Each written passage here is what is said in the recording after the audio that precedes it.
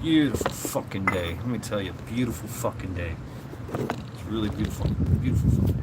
Welcome to Lackluster Fridays. No, Lackluster Saturdays. It's done for you. That's right.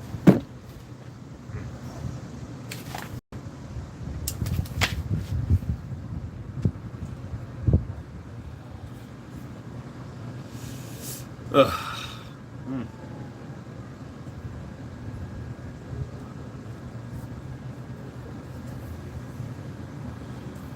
Red maple. Chinese onion.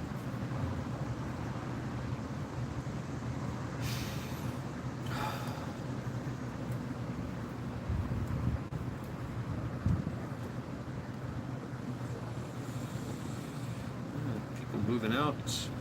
Somebody's here. And then we get into live chat, not top chat. Okay.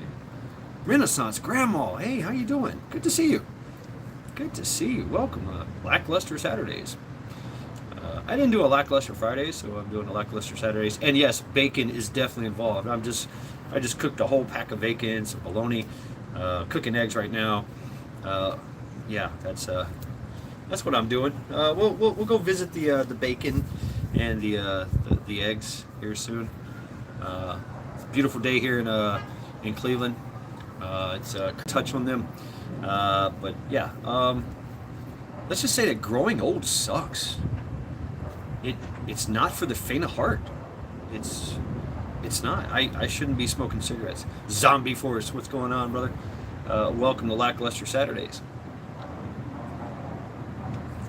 Sitting here on my crow's nest here, on my balcony,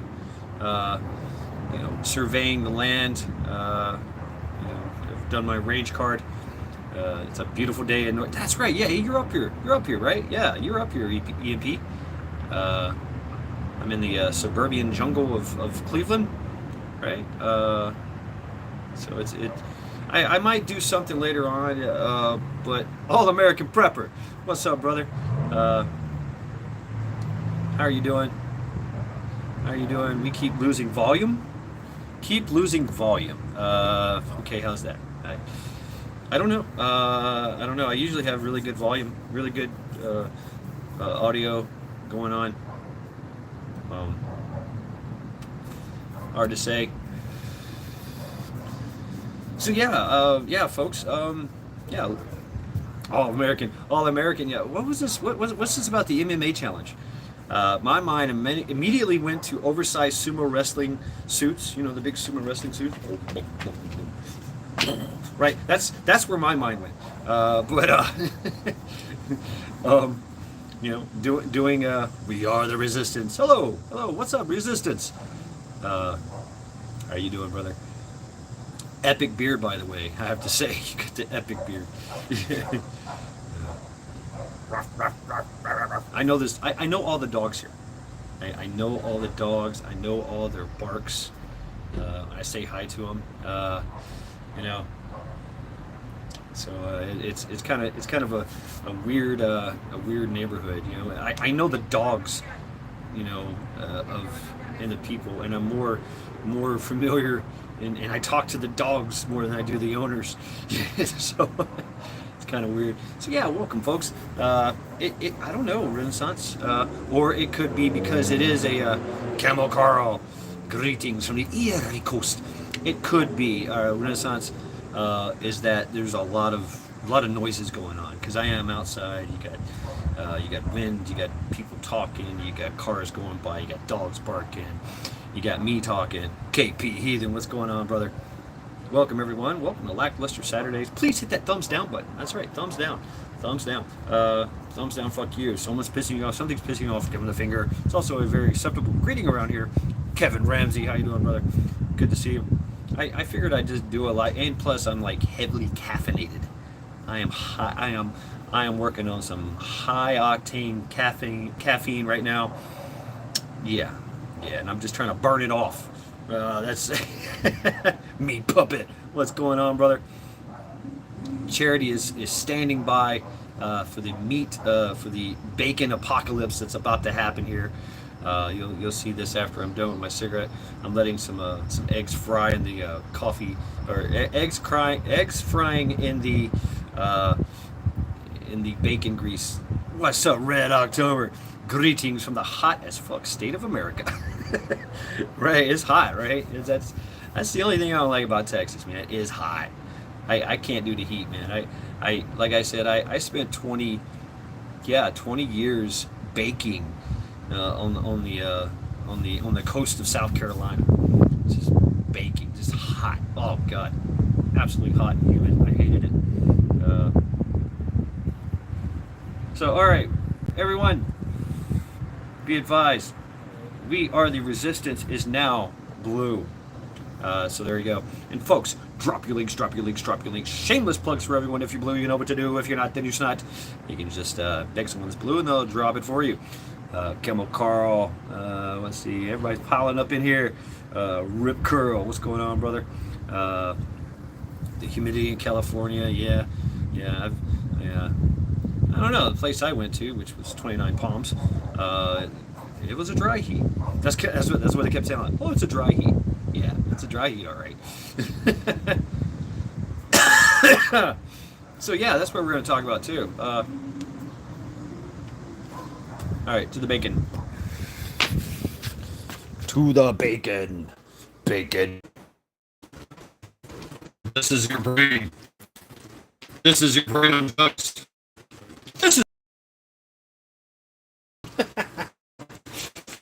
All right, Charity. Yeah, let's get you some bacon here, shall we? Yeah, let's test this bacon out. Look at that. Look at that. I like it kind of. Today, I kind of like it.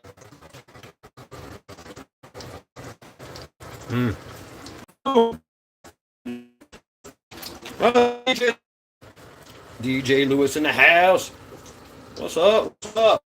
Get you a piece of bacon. Get you a piece of bacon. Come on in here.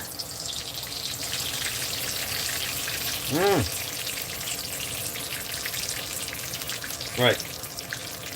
Now how am I going to do this? Luckily, I got. Oh yeah. It's a little runny. It's a little burnt. Just the way I like it. Yep. Hook this up. Go get a piece of bacon. Come on, everybody get a piece of bacon. There you go. So this ain't going to be a mukbang or anything, but it's going to be damn near close. I'm going to eat some bacon, the healing properties of bacon. And, oh yeah, it happens, All-American. It does. Absolutely. That's why it's very important for everyone to like, share, subscribe, comment, all the things, right? Do all the things. And I'm trying to collect this bacon because I keep my bacon grease.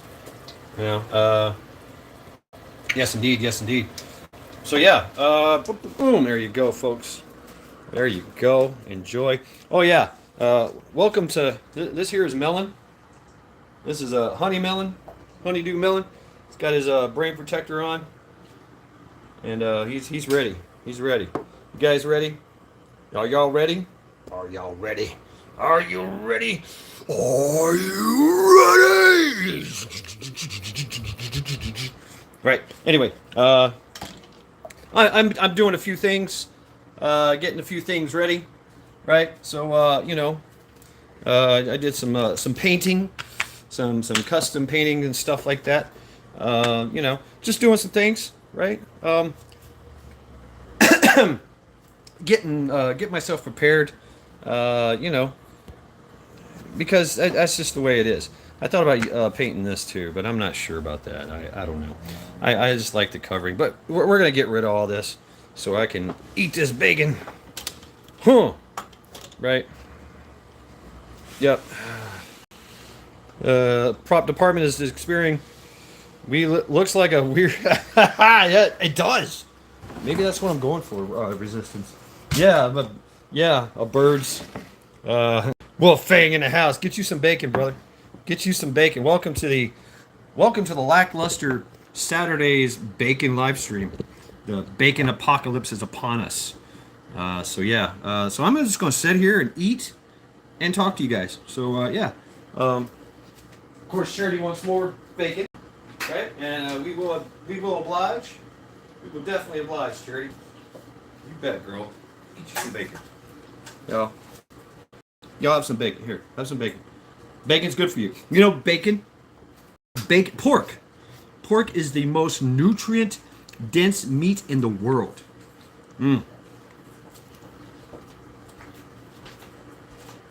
Eggs. Eggs are amazing. They the incredible edible egg, right? You know your body needs high amounts of cholesterol. It really does. No, I'm busy. Meat Puppet, repost it, please. My hands are dirty. I'm greasy. Ooh, smoking a pork butt. Woo! Oh, I'm Kermit the Frog here. Yeah. Oh God. And I'm not going with any kind of seasoning. I got bacon. It's all the seasoning I need. Really. Cooking egg and bacon. But bacon has everything you need to not only survive but thrive. Yes, it is high in cholesterol. Cholesterol is actually good for you.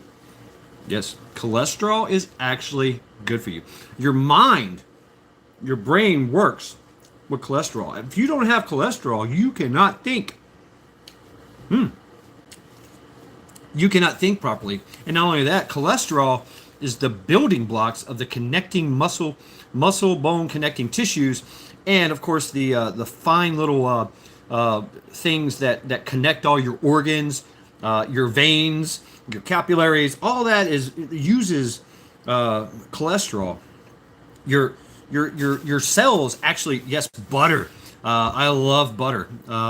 If I had my way, I'd eat a stick of butter, a pound of meat, and 20 eggs a day. I got a pork shoulder slow roasting, ooh, in the oven now, and the smell is driving me crazy. Mrs. Metal, how you doing?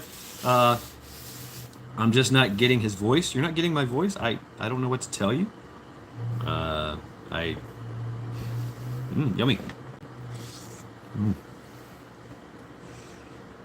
But this kind of food, it is heavy, right? It is heavy. It lays on you. You know. Let's see. Survive and thrive. You must be one of those homegrown domestic extremists. EMP, you know what? That just earned you something. Yes, that just earned you something. There you go. There you go. EMP's Big Adventures. Yes. 5x5, right on. That's what I thought. Yeah, right, KP Heathen. Woo, yes. Get you some bacon. Come on in here, folks. Have a seat. We're going to talk about some shit.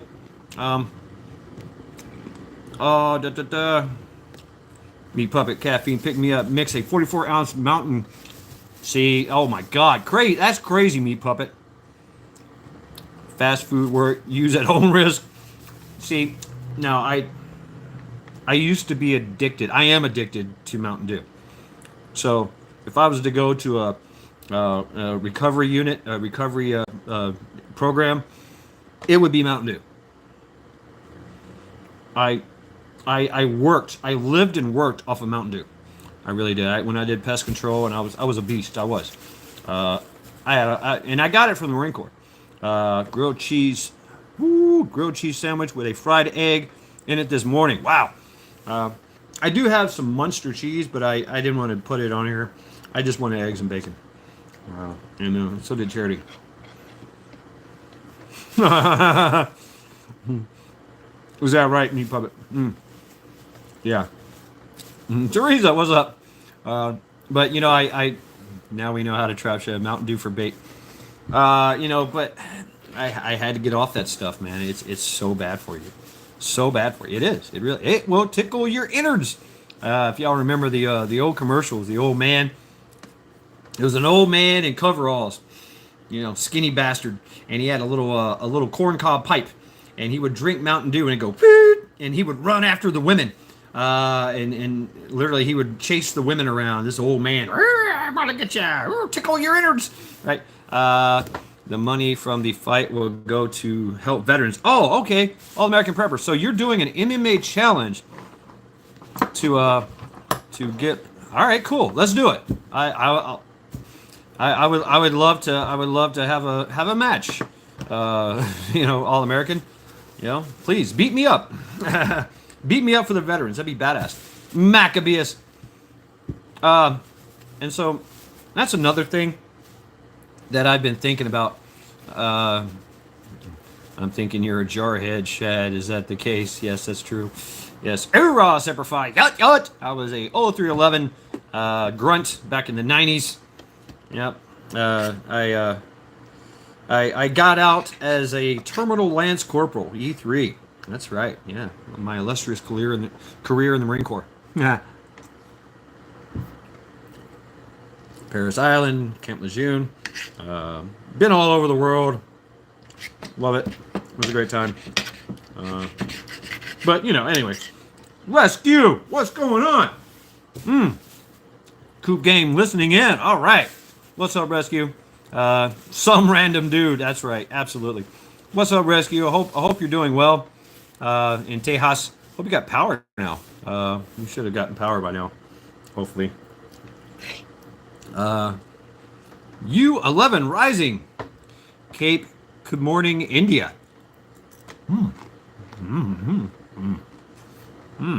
Oh. Here you go, Rescue. And U11, get you some bacon. Come on in here and have some bacon. Some random dude, get you some bacon. Everybody get some bacon. I want everybody on bacon. Bacon will save this country. Maccabeus, have some bacon, brother. Got the power. Outstanding. Outstanding, Rescue. So, something to talk about, and it's well, there it is. Emote for your bacon. U11, if you could drop that in the comment section of this video, I'll be able to see it. If you put it in live chat, I won't see it for like another 2 or 3 days, and I'll forget to go on it. So, if you want to share anything with me specifically, either email it, or I learned this from Captain Crappy, is put it in the comment section so I can go right to it. I'll get a notification for it right away, in the comment section after the live. Yummy. And I'll be able to check that out. Some kind of literature. What is that? Your style here, Shad. I have many styles. Right?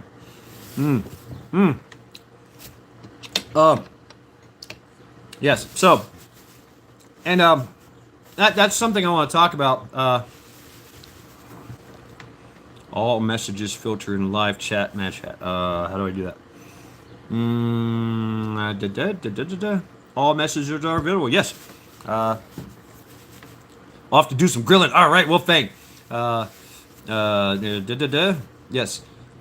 Enjoy Wolfang. So, something I wanted to talk about, and it's something that I'm going through right now.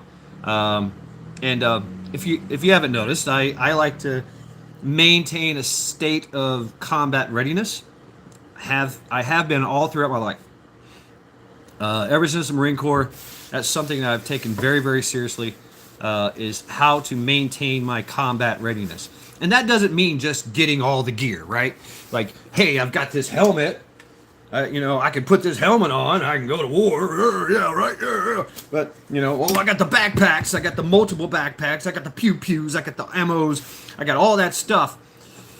But you got nothing if you ain't got no health. If you ain't got no PT, some physical training. If you don't have endurance, you ain't got nothing. All you got is something for somebody else. Or you're just, you're like I said, you're a payday. You're a payday for somebody else. So what I'm going through is I'm having some kind of upper respiratory X and West the OG prepper. What's going on, brother? Here, have you some bacon? Get you some bacon, brother. I'm having some issues and they're so bad, breathing issues. So if I do anything really really strenuous right now, I have to sit down and take a break because I feel like I'm about to pass out. That's what I'm looking for. Resistance, a high value loot drop, right? Mullen tea. I need to get some Mullen tea. Yeah, but it's something that I've been suppressing for almost a year now, and here recently, boom, it's hit me, and so I know right now my combat effectiveness has been diminished greatly. I get out of breath, I get shortness of breath, I have to sit down, I have to take breaks. And I have always prided myself. I know, stop smoking, and I have, I think I've had 3 cigarettes all day today. Right? Yep, Mullen. I need to get some Mullen. I have some Mullen. Just got to dry it out. But how do I approach getting combat ready again? I mean, I have to stop smoking. I have to change the environment that caused this, right? Yeah, it could be any of that. I have yet to really get it diagnosed yet. I'm very apprehensive about that. I do suffer from some high anxiety and fits of rage and what do you call it? Hypervigilance. Yeah, that's me. Yeah, I get that. And so these episodes where, I Thursday I'm gonna confess this. I had an issue at work. Right, I had to sit down, take a break. I felt like I was gonna pass out, seeing the black lights, the black stars. I was like, ooh, man. And on my drive home, I had to stop at the store, and I was coughing and trying to catch my breath, and the rage took over, and I started just. It's kind of embarrassing for me. I just can't stop going. "Rah! Rah! Rah!" It's basically I turn it. The berserker comes out of me. Yeah, call it what you will, All American. I don't know, and I can't say it came from the Marine Corps. It's something I've had all my life, right? So, yeah, the Marine Corps probably made it worse, right? But it feels like I'm in the scrum. It feels like I'm fighting. That's what it feels like. These episodes. And it's probably because I'm fucking getting close to death. My mind is like, hey, you gotta fight. Right? I'm fighting for breath. I'm fighting for, and then the aggression takes over, and I have these little, rage episodes, and I'm like, I can see bugs 20 miles, 20 yards away, flying through the air, and the movement of leaves, and any kind of movement. What law enforcement calls pervious activity. I'm like, I'm very twitchy, very crabby, and so I have to go to get it out, and then I have to relax, fight, right? Yeah. I don't know where that is, EMP Barberton. Email me. I am random dude, but it's a process. Bonesy was a manifestation. I have a lot of manifestations. That's why I like to be creative, right? I am happy if I'm creative. What's up, Eric? If I'm not creative, right? Yeah, right. All American. I worry. I worry about myself hurting people. It's always been my worries. Because it's happened. So, I'm like, oops. But I can be extremely calm in a fight. It's kind of weird, too, I can just kind of go, all right. I do have Zen routines. I do have mantras, rescue. And I have to say that Shaolin Kung Fu helped me a lot. Barberton is 10 miles southwest of Akron. Okay, all right. Yeah, give me an email there. Have some eggs, y'all.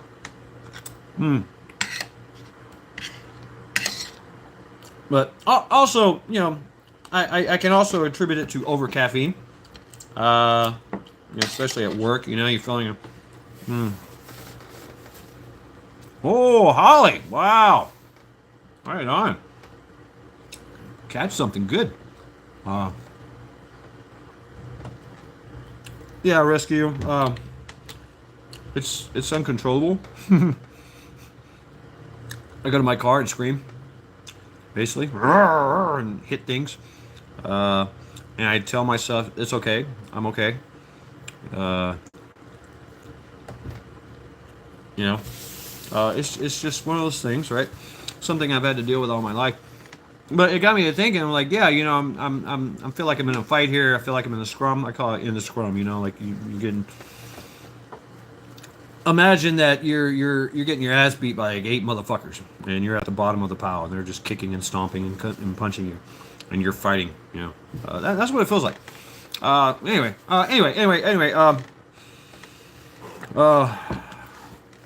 This bacon's good. Get y'all have some bacon here. Have some bacon. So, I'm thinking, and after that, you know, how effective would I have been if shit hit the fan? My only goal was to get home. Yeah, I know, All American, and I've been thinking about it. You know, joining. We have a UFC gym right up here. So for like $95 a month, I can join, and they offer no-gi, no-gi jiu-jitsu, MMA. No, I haven't. EP. Right. Um, I was part. I was part of. I was when I was in Myrtle Beach. Um, I was part of Authentic Shaolin Kung Fu Studios, where I had a great Sifu Fred Christie. His Sifu is Sifu Greg Zib out of Long Beach, New York. So yeah, I did it for years. Coyote, what's going on? Death Claw. Hey everybody. Get you some bacon. Yeah, I need to do all these things. Yep. But you know, it's a struggle here. The struggle is real. The city, it will eat you alive. It really would. Everybody wants my damn money, so I have no money. I have none. You know, everything goes to bills. Whatever I can save and scrounge, that's what I use to buy bacon and treats for charity. And, you know, once I get gas and stuff. Yeah, even though I'm making good money. I mean, that's the thing. I'm making good money. You know, I'm doing really well. But I'm owning a deck. That's how I'm taking out my frustrations. Some random dude. All right, take care of yourself. Here, take some bacon with you. Put it in your pocket. Eat it for later. All right. So, would I be combat effective in that situation where I'm in a fit of rage and I know I can't breathe, and I know that if I try to do one thing strenuous, which I might be able to accomplish, I'm gonna have to stop, take a breath, you know, and you know, fight my head in a swoon kind of thing, you know, fight from passing out, and then re-engage or then limp off, you know. So I've resisted doing things just because I don't want to have the episodes. I've resisted going places, you know, because I know that if I have a little episode, I don't want to die. You know, I'm so broke I can't even pay attention, right? I know that, you know, I don't want to die or have to go to the hospital out and about. I'd rather just sit on my couch and die. What's up? What's up, Captain Crappy? Hi, Shad. I'm driving. All right, here, get you some bacon, brother. Have you some bacon? The server files. If you get vaporized, you won't feel a thing. Right? Yeah, no, you won't. No, that's true. So, you know, these are things I have to think about, and I've thought about. We've all been in these situations where you've been fucked up, hemmed up, having to heal. You know, Devil Dog Prepper. Everybody, go to Devil Dog Prepper and sub up to Devil Dog Prepper. Another brother, another Marine.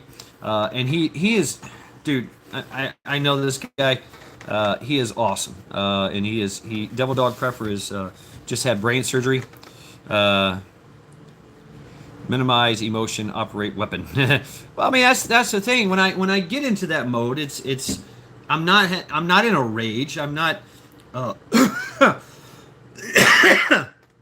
it's business, and everything just kind of flows, and I'm not berserker mode. It's I'm moving, I'm shooting, I'm communicating, I'm doing all the things. It's just it's nothing to it.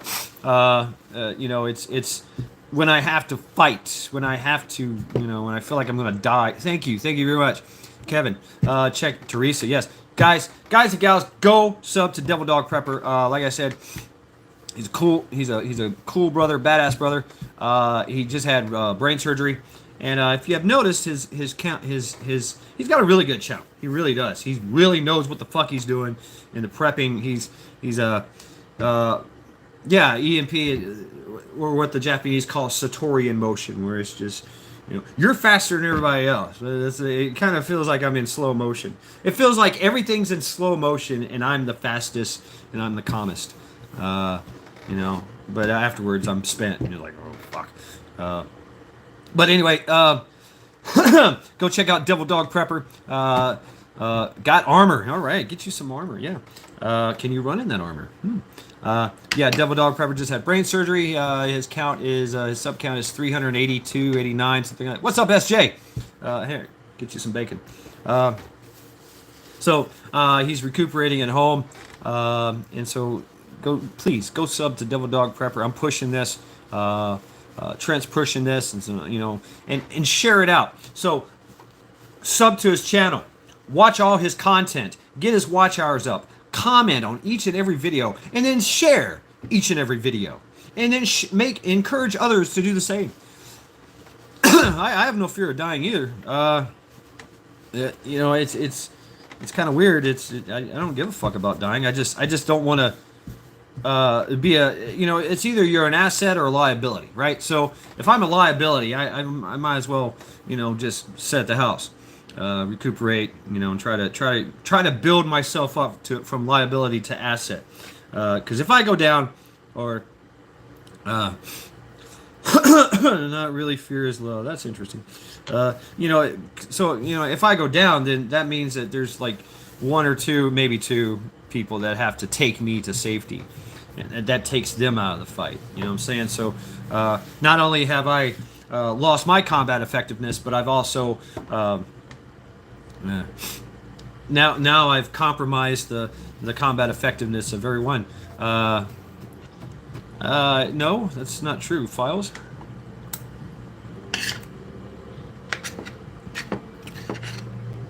Pain is part of life. I look at pain and dying and suffering in a different way. Get you some bacon.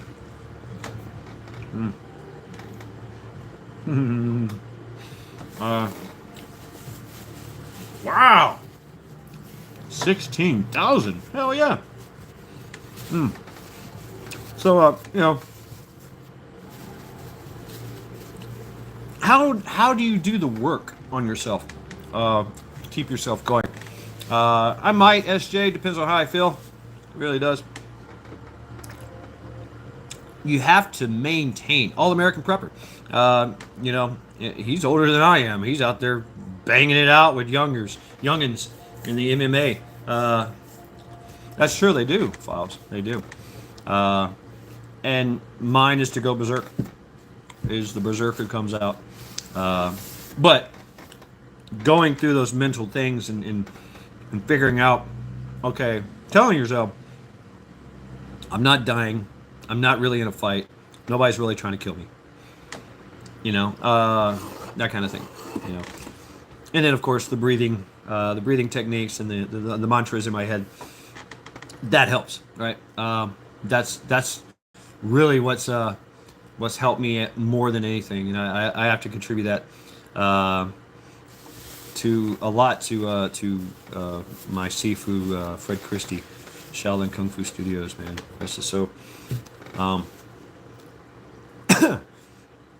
He helped me out a lot.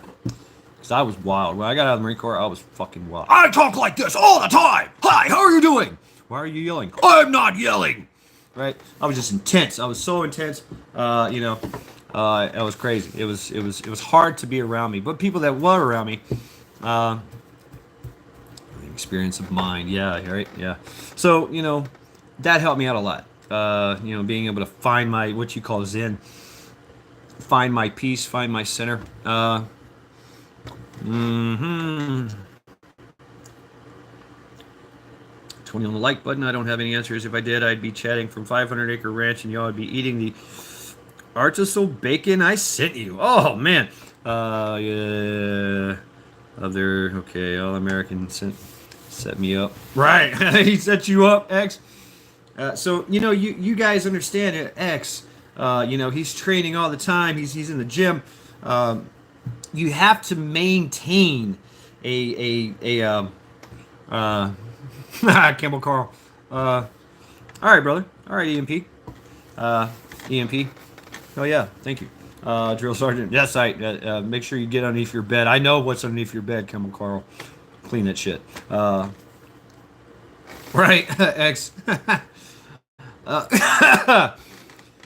So it's very important. What's up, Miss Millie? Miss Missy? Well, Missy. Well, he's gonna be saying, "Ma'am, yes, ma'am," to you. Right, all American. Me, same here. Same here. Working as a bouncer. I've always been, one of those people that just, it's okay. Let's go ahead and put hands on somebody. It's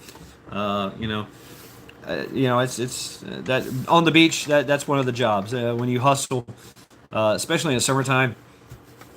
All kinds of bouncing jobs, and if you've got some physical toughness, some physical strength, and a mind about you, and some wits about you, you can be a bouncer, right? So some places are worse than others. Strip joints are probably the worst. Dive bars are interesting, but they don't pay, right? And then you can always get with a security firm or something, and do that kind of thing. But yeah, doing bouncing stuff. They're adding more pronouns. So yeah, having those experience, having those things under your belt, you realize what you gotta do.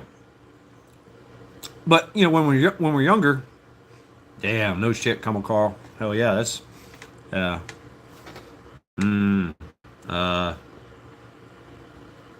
Because nobody cares, KP. Nobody cares. In man world, nobody cares how we feel. Nobody cares. Work harder. That's man world. And we don't look for sympathy. We don't look for shoulder to cry on. We have broad shoulders for a reason. We carry the weight. That's man world. Nobody gives a fuck. And if you're gonna sit there, if I'm gonna sit here and piss and moan, which I do sometimes, and we all do, right? We're all human, then people are gonna say, "What the fuck are you doing? You're a man. You should nut up, and shut up, suck it up, Buttercup, and let's get to work." Right? That's man world. And so how do we? How does man deal with it? Man goes and grabs a beer, props his feet up on the freaking couch, and chills out and watches a game. That's how man world deals with it. Heartless bastards win battles. That's right. But we are human, right? So, and having that emotional stability, right? I remember I went to I was in my 30s. I was in my 30s, and somebody died in the family, and we all showed up.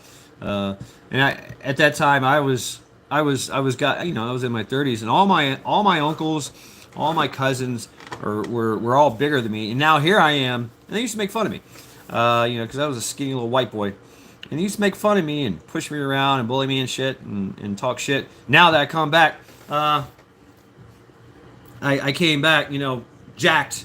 I'm all jacked. I'm a man now. I've been through some things, and you know, I remember the women commented that said that we all walk the same walk.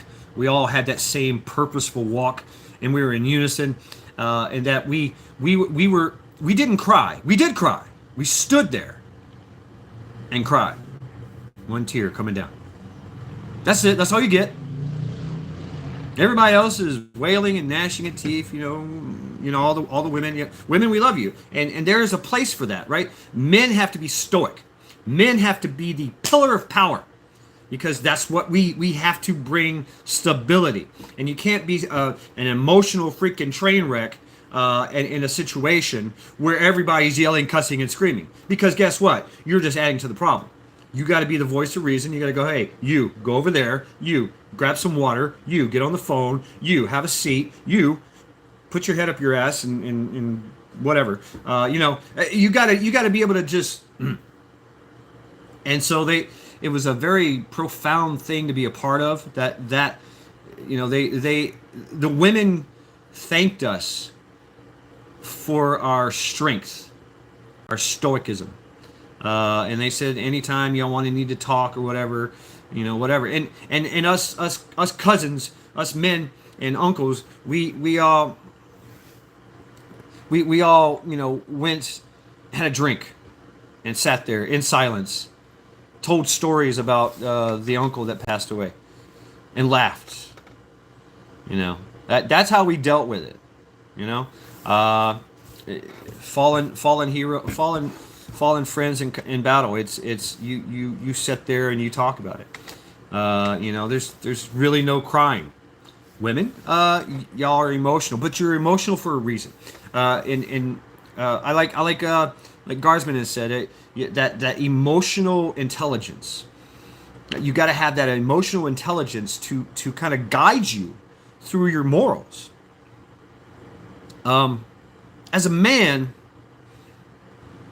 as someone like me, I don't have a lot of emotions when it comes to things that happen. It's kind of a blank. I kind of go blank. You know, I do get angry.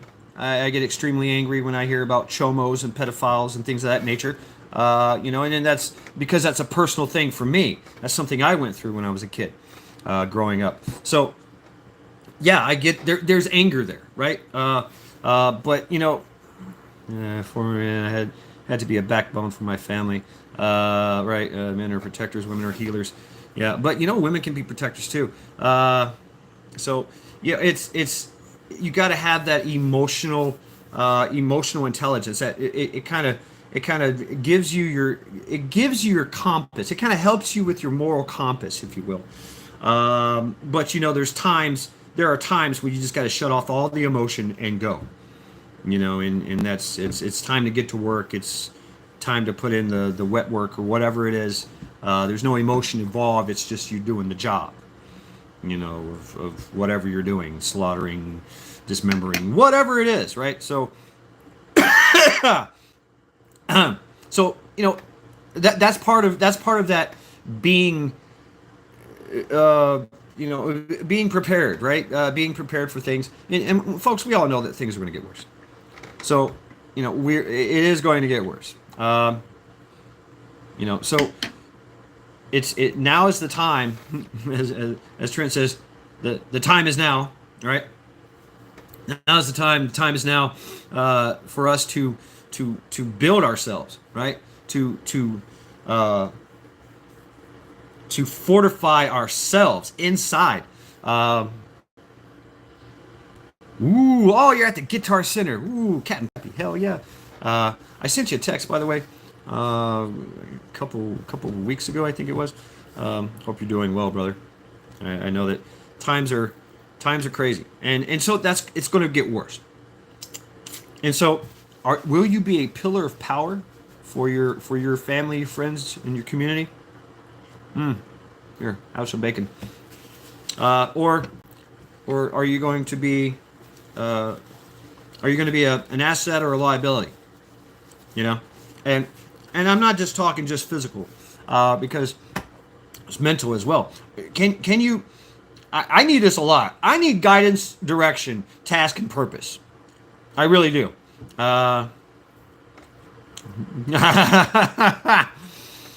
Probably not Captain Crappy because it'll be eaten quickly. Right. So, if left unsupervised, my creative juices start flowing. I get bored and I start doing crazy shit. So I need somebody to go, hey, you, get over there, do that. Oh, okay. Right. Unless I'm doing it myself, unless I'm leading and I'm guiding, and I've got the big picture in my head, then it's a different story. But if I'm one of the cogs in the wheel, I have a tendency to go off in left field somewhere, doing something else. So, yeah, I do. I can't say everyone's a liability to me. Well, going back to the words of Odin, check out Havamal. No man is so perfect that he is without fault or without flaws, and no man is such a fool that he is useless. So every man is useful. It's just knowing what that usefulness is. Is that person a bullet sponge, or is that person a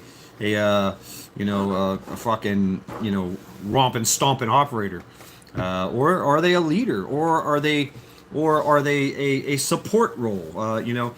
Some people just want to be in support. Some people want to be just in security. Some people want to just be in logistics. Some people just want to do that.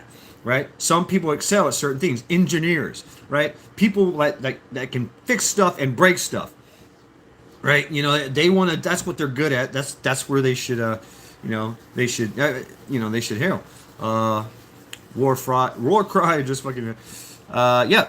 Please click on the chats, and drop your links, folks. So mental preparedness. Is very, very, very important because this world is 10% mental, 90% physical. That being said, your physical fitness is greatly attributed to your mental. If you're physically fit, if you're healthy, you're not sick, you're not injured, you'll feel a lot better about yourself and you'll do a lot better, right? So what do you do when you're sick and you're recuperating? You just got to take it slow. You just got to take it really, really slow. Exactly. Your body is the temple, right? And, right, Files, that's where the kingdom of God is. The kingdom of God is in yourself. That's what Jesus told us. And I believe that. Right now, mine is full of smoke and solvent and mold and mildew, and I got to clean my house, right? Right, exactly. I mean, Christianity is a prepper warrior religion. It really is. It really is. Right on, Camel Carl. That's what I'm talking about. Devil Dog Prepper, we were just talking about you. Folks, there's Devil Dog Prepper. Click on him and sub up. That's right. There you go. Devil Dog in the house. This thing is kind of inspired by you. Exactly. Right. And it being useful gives you a purpose. Purpose is everything for a man. It is. I remember growing up. I grew up, in the sawmills, in the plants, in the factories of Tennessee, and you hear a lot. You hear a lot of old workers, right? Old men. I thought we were old men because I'm young as fuck, right? I'm just a young buck. And these guys are like, hey, a man is not happy unless he has a job. And it's true. Same thing with women too. Women are not happy unless they have a job. Unless there's a purpose in life. Human beings in particular need a purpose in life. If not, you're just sitting around just wasting away. If you have physical limitations, then you have to adapt your thinking from brawn to brains, readapt your thoughts around the limitations. Right, Rescue. And I've had to deal with that getting older, right? It's like, I can't do that one move. I can't do that one thing I was really good at. So now I got to change everything. And now I've got to adapt, change, improvise, adapt, change, and overcome, right? What's up, Hunter? 125. Here, have you some bacon, brother. Get you some bacon. Improvise, adapt, change, and overcome. And that's what it is. I'm reminded of Bill Superfoot Wallace. Bill Superfoot Wallace. Y'all know who that is? Superfoot, and that's because he was a kickboxer back in the 70s, the 70s and the 80s. He Chuck Norris, Benny the Jet, all these people. Bill Superfoot, he had one foot that he could kick with. He had tore his knee really, really bad, and he could not kick with one leg. Like his, I think it was his left leg. Yeah, I think it was his left leg or right. I forget. Say his left leg. He could not kick with his left leg. So what he did is he trained his right leg. Benny the Jet Eureka's, right? Super Jet. He trained his right leg to do everything. So he would literally stand on one leg and kick you constantly with his other leg, the other foot, and win and whoop ass. And then, of course, he had some boxing, because he had some hand skills. But, everybody's like Superfoot. Ooh, wow, Fobbs, really. Enjoy some eggs here. So, I've broken his hand so many times. There's certain ways I can't punch anymore. Now I'm having breathing problems and lung issues. There's certain things I can't do anymore. I have to keep myself, breathing and keeping cool and keeping myself calm, and just watching what I smoke, watching the air that I take in. So Skull. So I've got to do work. We all do. And try to be the best version of yourself. Get yourself an apprentice. Right, there you go.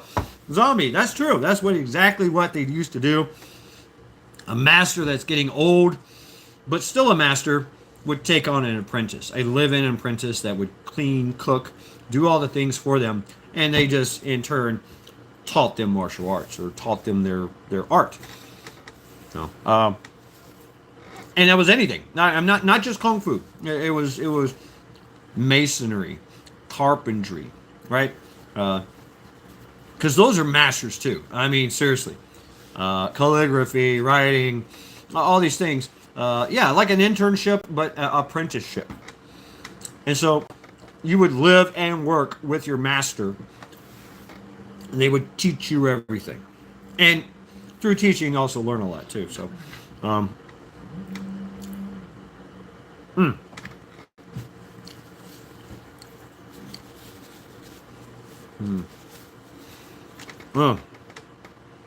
So yeah.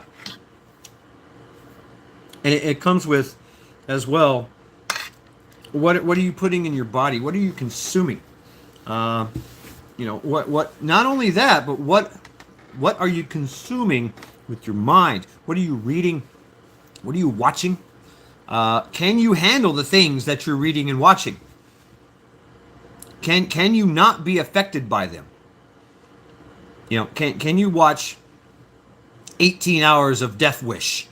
Banned from TV, where people are constantly getting killed and destroyed and bloodied and dismembered. Can you do that? Chemical.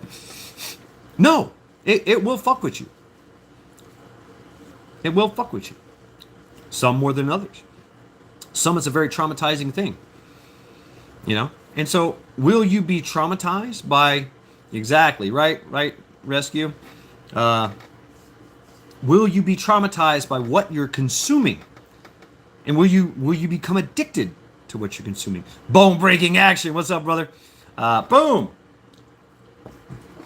Listening as I do chores, what I should say. Thumbs down, fuck you. Get you some bacon, man. Here you go, bone breaking action. Everybody coming in. Go ahead, have a seat, give you some bacon. Get you some bacon.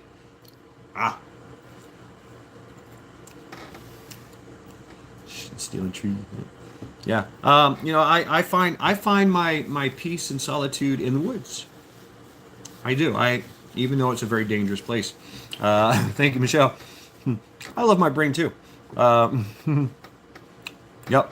Devil dog, get you some get you some bacon, some healing bacon. It is slightly covered in some egg, which is even better.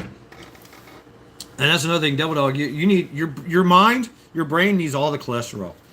You need to eat butter, eat eggs. Go ahead and get those protein shakes going. You know, I remember doing that when I had my surgery on my ankle. You know, and I heard this.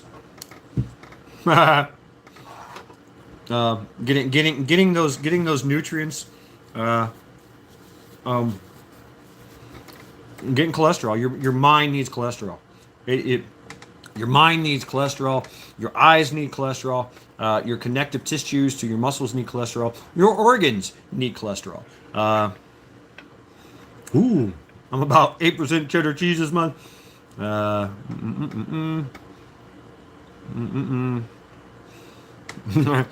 Devil Dog. Yeah.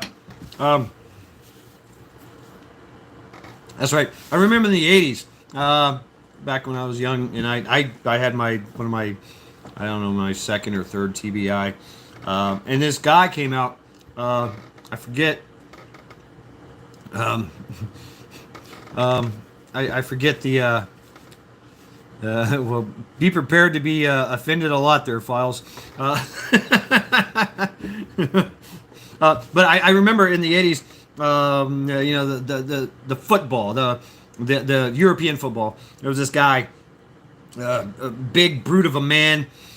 He played rugby, I think it was, and he came out with a song, "Me brain hurts, me brain hurts." It's an 80s song. Look it up. It's great. It makes sense. It makes sense for bruisers like us. It wasn't rugby, yeah. I forget the guy's name. Offended. And oh yeah, I'm also a firm believer that if you're offended, maybe you need to be offended.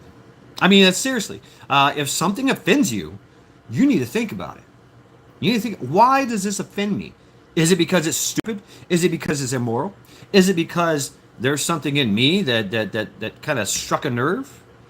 I mean, it's oh yeah, convenience is what killed us.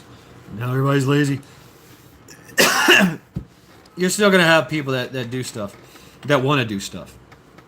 And you're still gonna have people that are industrialists. That's always going to be the case. You know, regardless of regardless of how they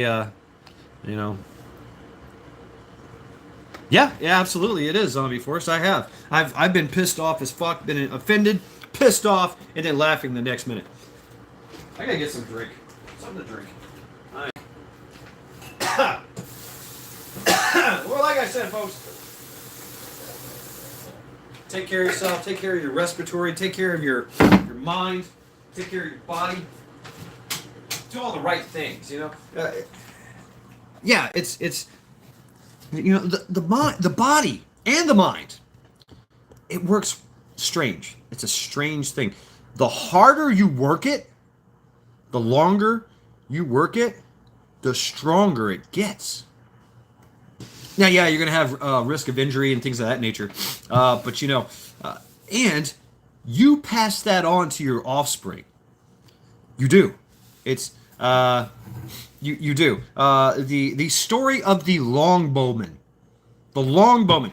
In England, the longbow was king, and that was the king of battle. That was the British, the UK. They used the longbow. So they noticed that these men, because they were taught when they were 5 years old, they were groomed to be longbow, to shoot the longbow. The longbow, it was up to 120, 130 pound pull. Seriously. Crazy. Some of them even more. Right? The longbow. So they had to have extremely strong arms and just tight muscles, that kind of things. And they learned after looking at generations upon generations of these longbowmen that their arms, their bones were stronger, bigger. You didn't get in a fight with a longbowman. He could just boom knock you out one shot.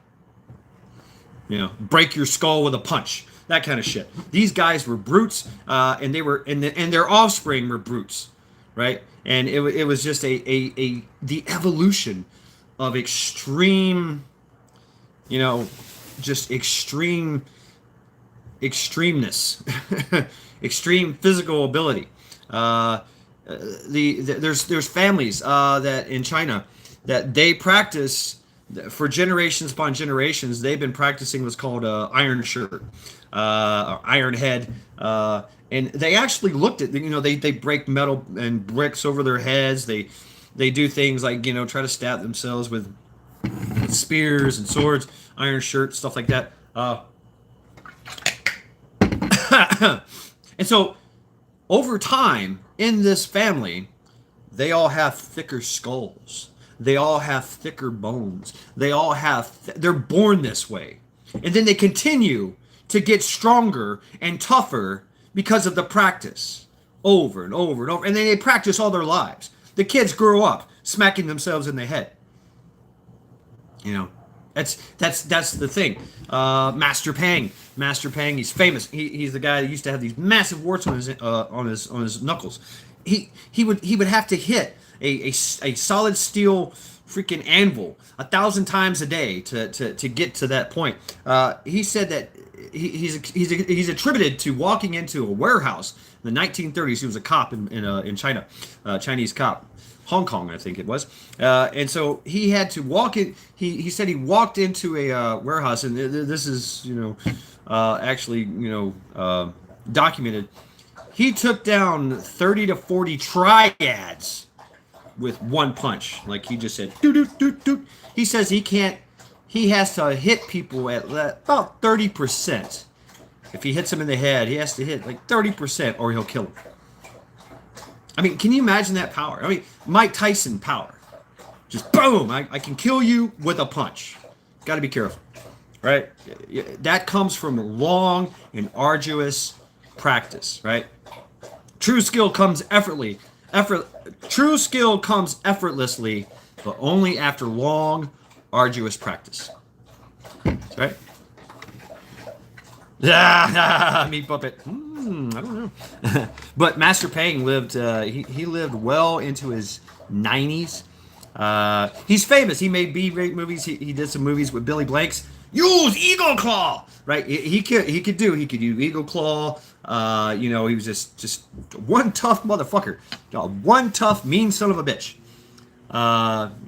So doing these things over and over and over and over again. It builds your body. It builds your mind. You become resilient. You become harder to kill, and you become a pillar of power for your family, your friends, your community. Now you can help. You can't help others unless you can help yourself, right? And you have to be of strong mind and body, and that's where bacon comes in. Get you a piece of bacon. And regardless of your sex, right? Men, women, furries. I don't care. I don't know what the fuck a furry is. But men and women, same thing, I've seen women do amazing things. Amazing things.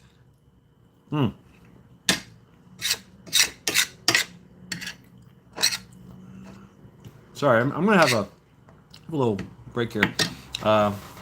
Right on. That's.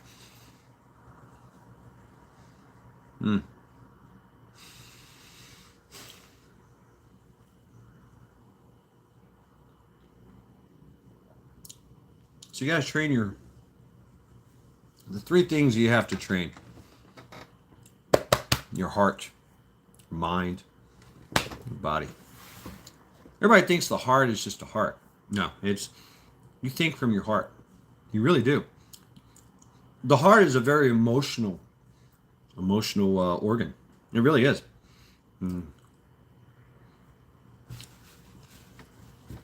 Yeah, that's probably a good thing, Devil Dog. That's really a good thing. I enjoy being away from my phone a lot too.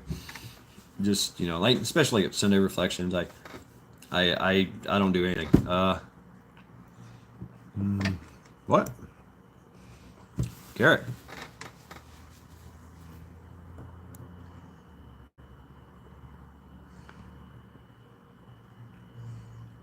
Ooh, wow. Double dog, you sleep a lot? Yeah. Uh, my heart is stupid as fuck. Brain keeps it in check. Yeah, that's right. You know, your heart is a very emotional thing. It's uncontrollable. You know, you see something, your heart starts to palpitate. You know, whether it's a good thing or a bad thing, right? You get high blood pressure, things like that. Mainly out of boredom. Yeah. And your mind has to be able to tell your heart, "Hey, calm the fuck down, chill out. It's not that serious." Uh, hmm. Mm. I'll have some bacon. I'll get you some bacon. Here you go, Charity. Charity loves bacon.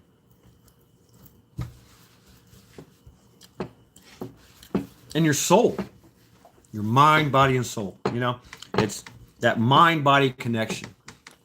You got the only way that you can really have a mind body connection is by doing things, moving, walking, talking, working out, running, doing chores, doing work, physical fitness, training. That makes the mind body connection, so that when you think it, you do it. You ever done something and you just start just kind of fumbling? You're like. If you do it enough times, you can figure it out. You're like, oh, okay, I know what I'm doing now, right? But it takes repetition, right, to build that mind body connection, muscle memory they call it, right?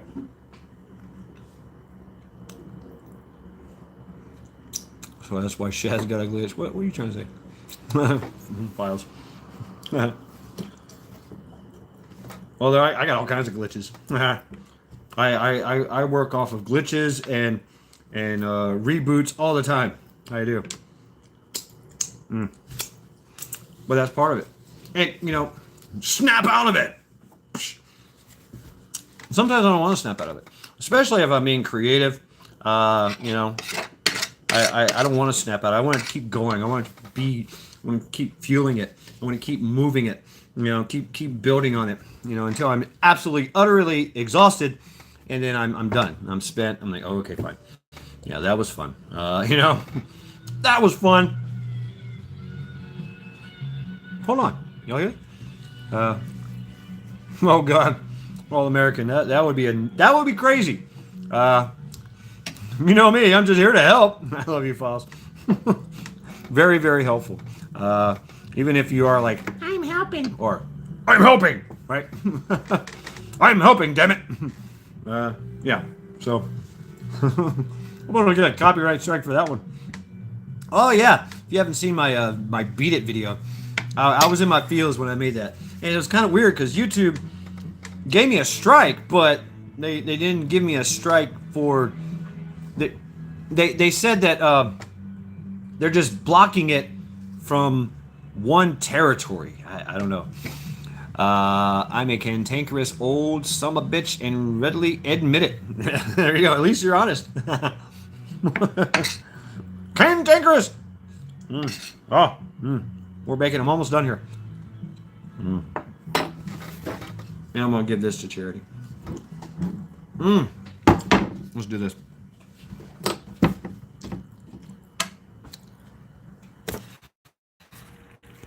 Stand by.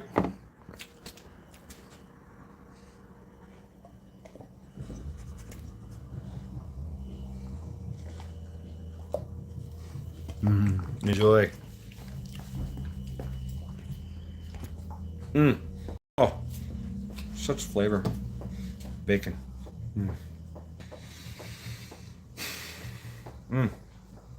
So yeah.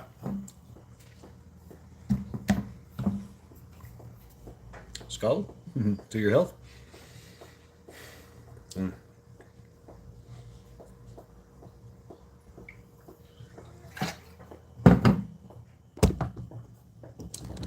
And so I'll be right back, folks. I gotta pee.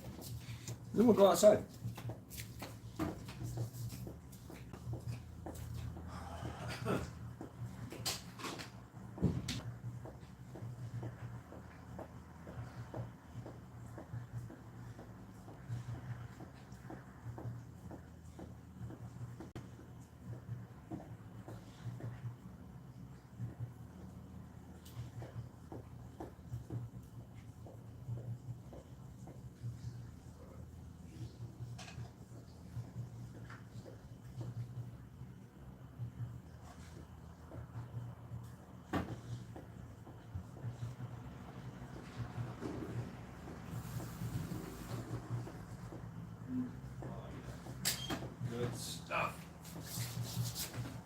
still taste the bacon.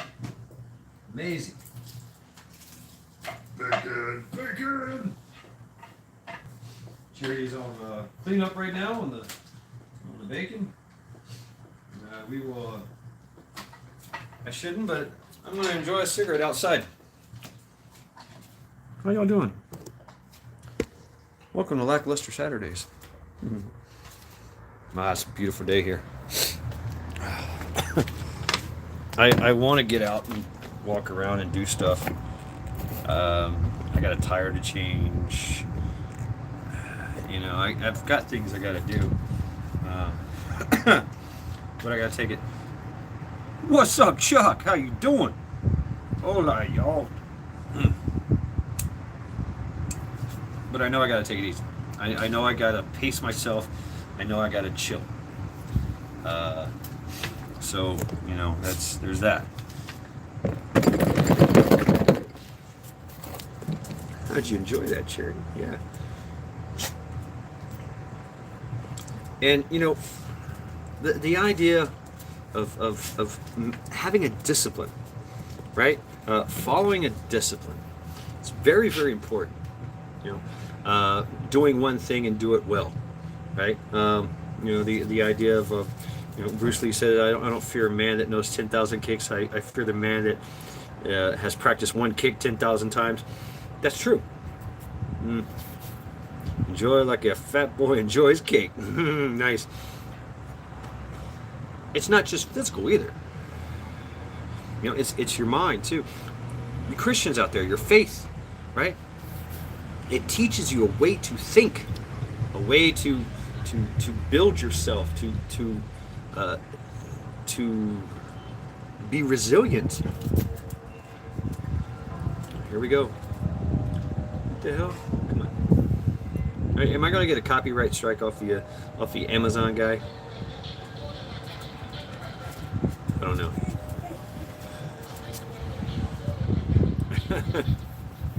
Right. Yeah, what's up, Charity? So, you know, having a discipline, I like discipline, and I do. Is what else? I can't narrow myself down to one discipline.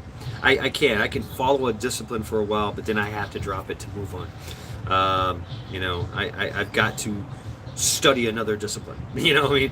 So it's something that it's just something that's ingrained in me. That's why I can't be.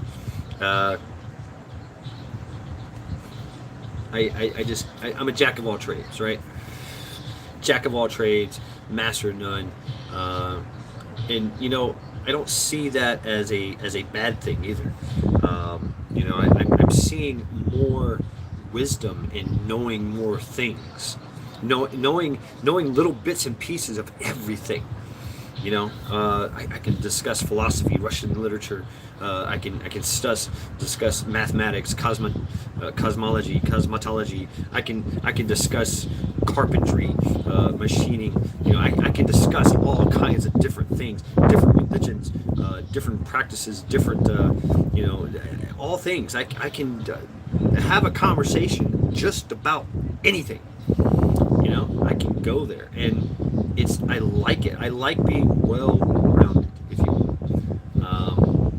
But I'm jealous. I am jealous of people that can do one thing and they do it well. They can't do anything else, but they can do one thing and they're badasses at it, right? So I love that. I love seeing people like that, and those are the people that you learn from, right?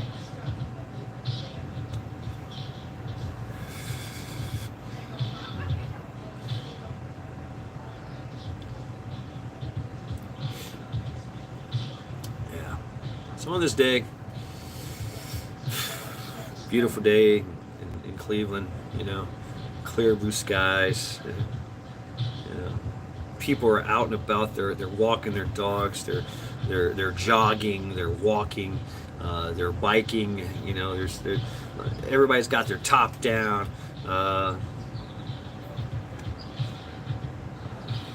Brother Rooster, how you doing, brother? How you doing? So, you know, knowing Knowing your strengths, knowing your limitations, it's very important. And knowing where you are in your state of readiness, right? Uh, would I be able to throw in all my gear and go for a 10-mile march, 100-mile march? Okay, yeah, but I'm gonna have to take it slow. I'm gonna have to pace myself. I'm gonna have to stop, take breaks, drink a lot of water, eat some bacon. Yeah. Uh, could I jump into a project and piss me off and I'll make you famous? What's up, motherfuckers? Motherfuckers? What's up? Piss you off? I'll make you famous. What's up, Wayne? How you doing, brother? Uh,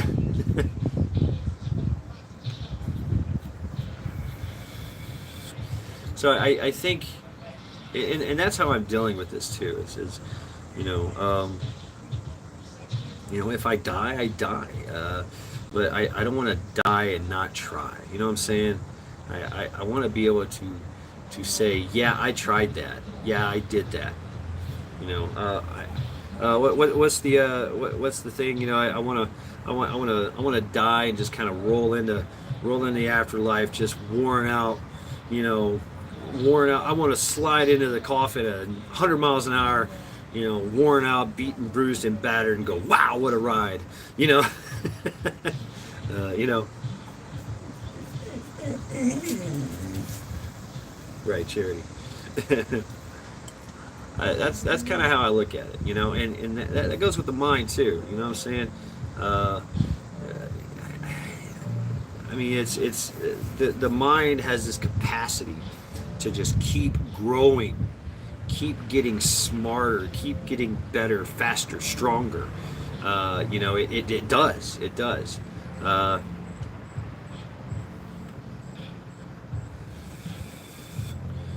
Completely blocked on your. I don't know why, guardsman. I mean, it's not me doing it. I don't see that.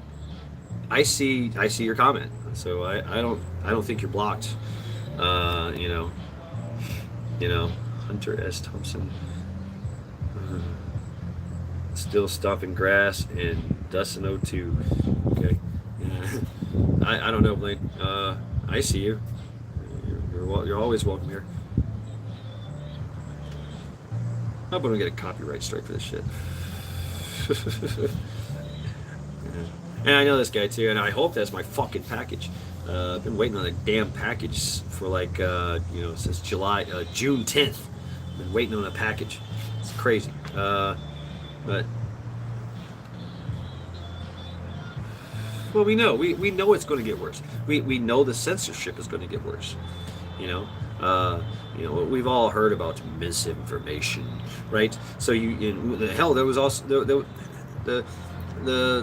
the Marxist extremist tyrannical government tried to start a misinformation agency, right? Ooh, that's wrong speak. Ooh, you can't say that. No, oh no. There's people in jail right now in Australia, in the UK, for saying something bad on the internet. Saying that person's fat, that person's gay, that person's immoral, for that kind of shit. Hurt some feelings, and these people are in jail. Cops came to their fucking house and arrested them.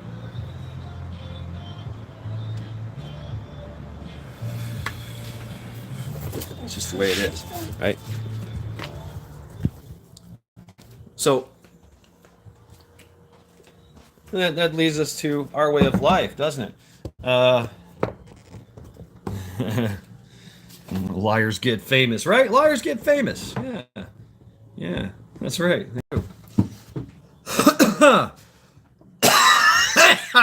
Yeah, there it is. Exactly, right? Fear, and also the willingness to follow the norm, to be a part, to not stand out in the crowd, kind of thing. Now you see, back in my day, I grew up in the 80s, 70s and 80s. Punk rock was this alternate lifestyle that nobody wanted to do. Only 3%, 2% of the population we're punk rock, and we had our own genre, we had our own music, we had our own thing, our own philosophies. Is basically we're all gonna die, so let's just live for now. Have very little possessions and wear clothes that you're gonna have for the rest of your life. Kind of like being a survivalist in the post-apocalyptic nuclear world that's going to happen. Uh, oh yeah, absolutely, absolutely, right. And you got to be okay with that, right, Blaine? You got to be okay with that. That's the thing. You got to be okay with not being okay with everybody else. Speak your mind. If it pisses people off, well, maybe they need to be pissed off, right? That's just the way it is. That's America. That's always been in America. The brim hat and zipper pants. I never had the brim hat. I tried, doing that thing. I didn't have that. I will not be arrested. So that's the American way. We have this way of speaking, freedom of speech, right? We have freedom of speech, and but you don't get to keep it unless you exercise it. Thomas, they said it was hate speech, right? Files, right? Yeah, I mean, post it here, please. Feel free. Uh,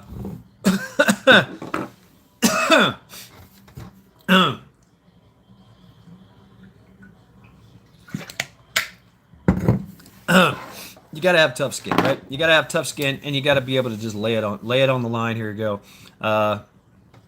That's true. It is, right, Chemical. But it's the most user friendly. There are more platforms out there. I'm on Odyssey. I do have a small little thumbprint on what is it, Rumble. I'm thinking about other things. I am actually thinking about Patreon, Subscribe Star, and things of that nature. Uh, Shit like that. But it's being able to speak your mind is definitely an American thing. It really is. Definitely an American thing. That's why the whole world looks at us and goes, "Oh fuck, here come the Americans." They're gonna criticize everything. They're gonna talk some stupid shit that we don't like, and it's gonna it's gonna get us offended. It's gonna make us think that we're not doing the right thing. Is it, we're, People speaking their mind, people have a tendency to question their choices in life, right? When you see somebody that just speaks their mind and lets it go. I am the highway audio slave. Uh, it makes people think and wonder, and it pisses them off, and they don't have the ability to stop themselves. They wish nothing but to be right, and they'll look for some way to offend, to offend you, to insult you, to make you mad. It's out of spite. It's out of spite. And then later on, they go back and their mind, they block their mind from going through the contemplation of your words and why it offended them so much. That's why I say, if you're offended, maybe you need to be offended. And so having that mindset, all my life, I've been, I was a scared white boy in a black neighborhood. You know what I'm saying? I ran for my life most of my time. And if I fought back, I fought back. I had to be smart about it. I had to pick my battles, pick and choose my battles, and then, be sneaky, because everybody's gunning for me because I'm the only crazy white boy in the hood, right? So, I had a big target on my back, wherever I went. I wasn't famous, I was infamous. And I got a lot of shit for it. I did. I got a lot of shit. Now I did get some respect, because you gotta respect crazy. You gotta respect crazy, and so that's always been my thing. Did I suffer for it? Hell yeah. But if I would have gave in, if I would have just allowed them to dictate my life, I wouldn't be here. See, that's the thing. Is at what point do you enact self-preservation? At what point do you stand and say, no, no, you're wrong. You're a fucking idiot. That's stupid. And so what I'm talking about now, I'm going back to my original train of thought. You know, back in the day, nobody was a punk. There was like a few people that were punk, and then it started to grow. And now you see that they're using the punk facade as a movement in their woke agendas. Everybody's got purple hair. Everybody's got pink hair. You got guys looking like girls and girls looking like guys. I mean, it's crazier than it was back in the 80s. It's like, what? You know, I knew a guy, he had a fucking mohawk, and he would stand out in the middle of the road in a wedding dress, fully tatted from head to toe, you know, and he'd be singing as he was drinking. I mean, shit like that, you know, it's like, well, that's fucking crazy. You know, did he believe he was a woman? No, he just did it just to fuck with you, just to make you think, just to offend people, right? Offend people's sensibilities, make them think. You know, now it's worse. Now, yeah, mass Boy George shit be going on. Yeah, right, the Boy George shit. Now everybody wants to be a fucking Boy George. Now they see that as a virtue, right? It's not a virtue. It's not meant to be a virtue. It's actually, you know, Files, would you use the word? An abomination. It's abomination in the Bible. It's also abomination in society, right? Is it needed? Yes, it is actually needed. You can't have everyone being, you know, let's walk the path. Let's all have, you know, press colored shirts and ties and pocket protectors, and, you know, ladies, you got to have your you got to have your you know, your dress to the hem of your ankles. You got to have all, you know, you can't wear makeup. You can't be too promiscuous. You need that kind of craziness in the world, in a society, a little bit,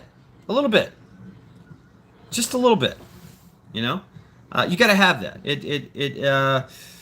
You know, it allows it. You got to think of a society as a mind, as a hive mind, as a person, as a body, right? A sentient being, and the society is made up of all of its parts. Now, if the majority of that society is morally high moral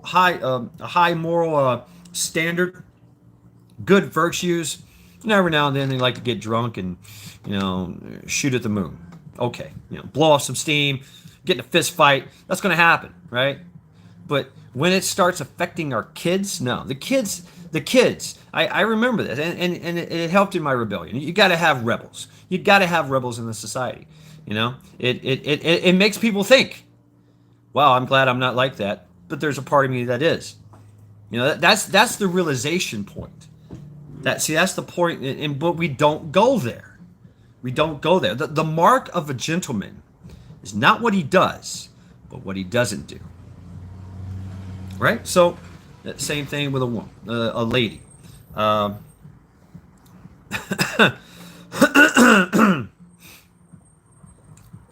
Really, Blaine? I am God here. Yes. So, you know, having that what do you call it? Reserve. You know, resolve. You know, you have to you have to abstain from drinking too much. You have to abstain from too much promiscuous sex. You have to abstain, you know, from a lot of offensive behavior. You know, but you get to entertain the notions. You get to enjoy it some. You know, because we are, at the most part, we're all just creatures, right? We're all just animals. You know, nothing but mammals. Let's do it like they do it on the Discovery Channel. I mean, at the end of the day, you know, when you go to sleep, you sleep and dream just like everything else. You know, we bleed just like everything else. Files. Charity. No. That's it. That's all we get. So if you give in to your if you indulge, you know, things. Think about the 7 sins. You know, if you indulge, you get too fat. You get to you start eating the wrong things. You start eating all the donuts. Next thing you know, you get diabetes. So everything in moderation. The middle path is the way. But it's okay to go left or right sometimes. And so that might be hard to hear. For a lot of people that are very orthodox. But being a master of the orthodox and the unorthodox makes you as limited as the heavens, right? And so that's why I like to be a well-rounded individual. Go outside. Go on the balcony. Go. No more food. Uh, Camel car, right? And that's the thing, as everybody's going to give us advice. Everybody's going to have something to say. Whether or not you give credence to it, it's that's up to you. It's which monster will you feed, right? Which beast will you feed in your head? Your mind is like a garden. You decide what you want to grow in it. Which plants do you want to water? Which ones do you want to bear fruit? Right? Which animal inside you do you want to feed? Do you want to feed the wolf? Do you want to feed the lamb? Or do you want to feed them equally? It's which beast do you want to feed? Really? Man, what the hell? The right to say is to give the right in return. I mean, yeah, that's I might not agree, with everything that everyone says, but I'm going to listen to it. I'm going to process it. Now if it's some bullshit, where somebody's telling me that I've got to die because I think a certain way, I speak a certain way, I live a certain way, huh.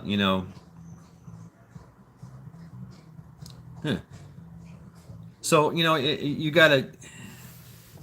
At what point do you? Is it like we're yelling fire in a theater? You know what I'm saying?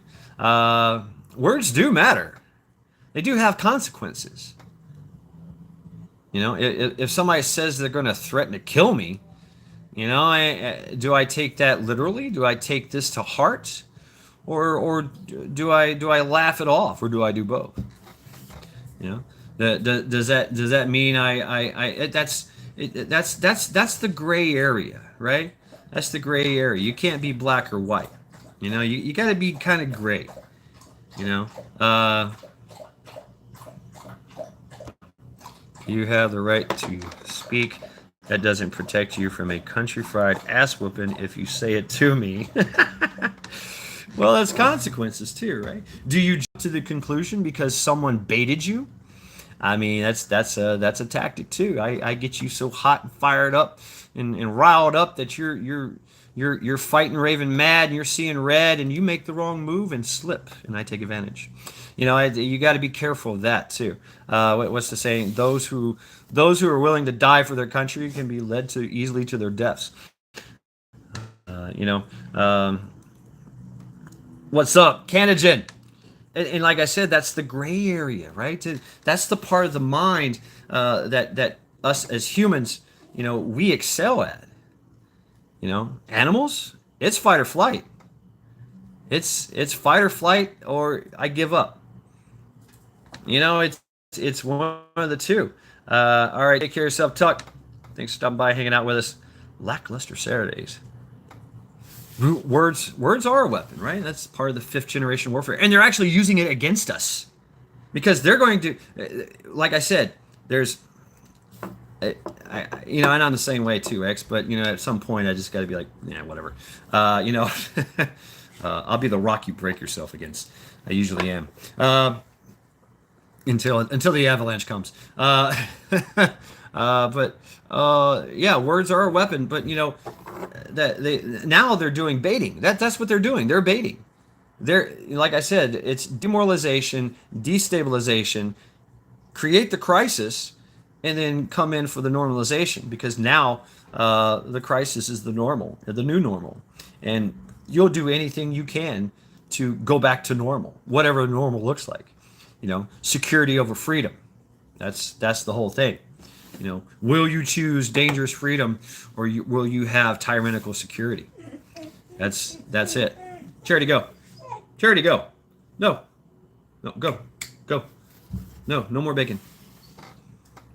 No more bacon.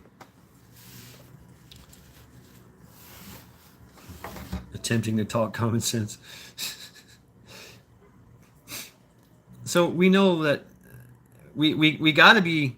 I'm terrible under pressure. My son is a freaking pillar. Who would have thought it? Badass, Files. Badass. And that's it. Will you be a liability or an asset? And you got to understand that too about yourself. Will I freak out if things start going bad, start going south? No offense to you Southerners. I'm a Southerner myself, born and raised Tennessee. Is it all cut and dried? No, it's not. But will you be affected by their words? Will you be brought in? Will you be baited? And that's something that what's up, Lady Smith? How you doing? How you doing, sister? I need to talk to you about something, by the way. In private, I'll text you, I guess, later. So, Charity, no, go outside. Go. All right, take care of yourself, Eric. And that's the question is because that's what they're doing. They're being demoralizing. They're doing very demoralizing things. Very demoralizing things. They're going after kids. They're grooming kids for sex. They're deforming kids and kids are becoming sexualized through everything, and they're okaying it. They're making it commonplace for you to see all these wild things, all these things that are immoral, unethical, and they're trying to make it commonplace so that it's very demoralizing. And once you're demoralized, once you've said, okay, fine, I'll shut up now. I won't call you a fat little furry transgender dumbass fuck. I won't do that because or whatever. Or you're a chomo that I won't say that you're a chomo that deserves to go in the wood chipper. Fine. I guess it's okay for drag queen story time. Fine. I guess it's okay for little Timmy to go to school and become little Tiffany.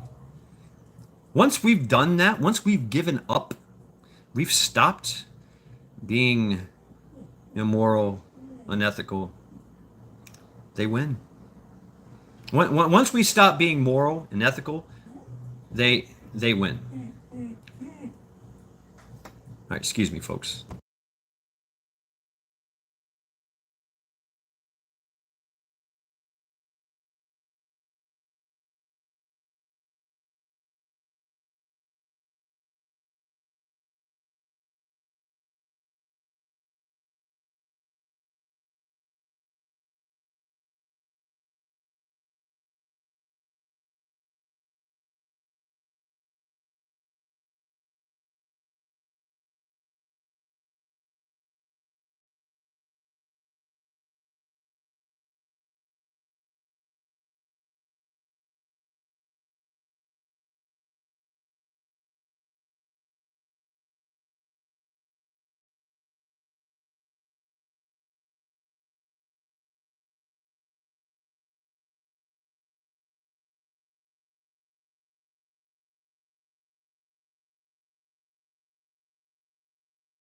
Thank you. I remember 2x4. Yeah, I got derailed, because I was talking about how to keep yourself in a state of readiness, being physically and mentally prepared. And then we got into, now we're talking about, how the enemy is destroying us, with words, with demoralizing words and actions and deeds. And trying to make it commonplace, make it acceptable, You know, that's how you get Sodom and Gomorrah.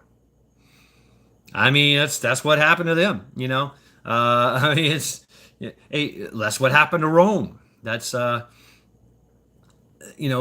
happened to most countries that allowed this debauchery to take hold of their society.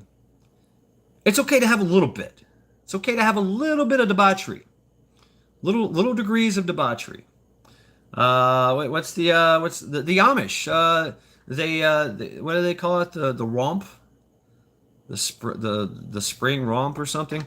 Where at 17 or whatever, they let their kids go forth into the world, drink, smoke, do drugs, have sex, whatever, eat whatever you want, drink whatever you want, do whatever you want, and then you get to decide whether you want the world and all its debauchery, or do you want to come back to the fold and live a pious life, a simple, pious, hard life.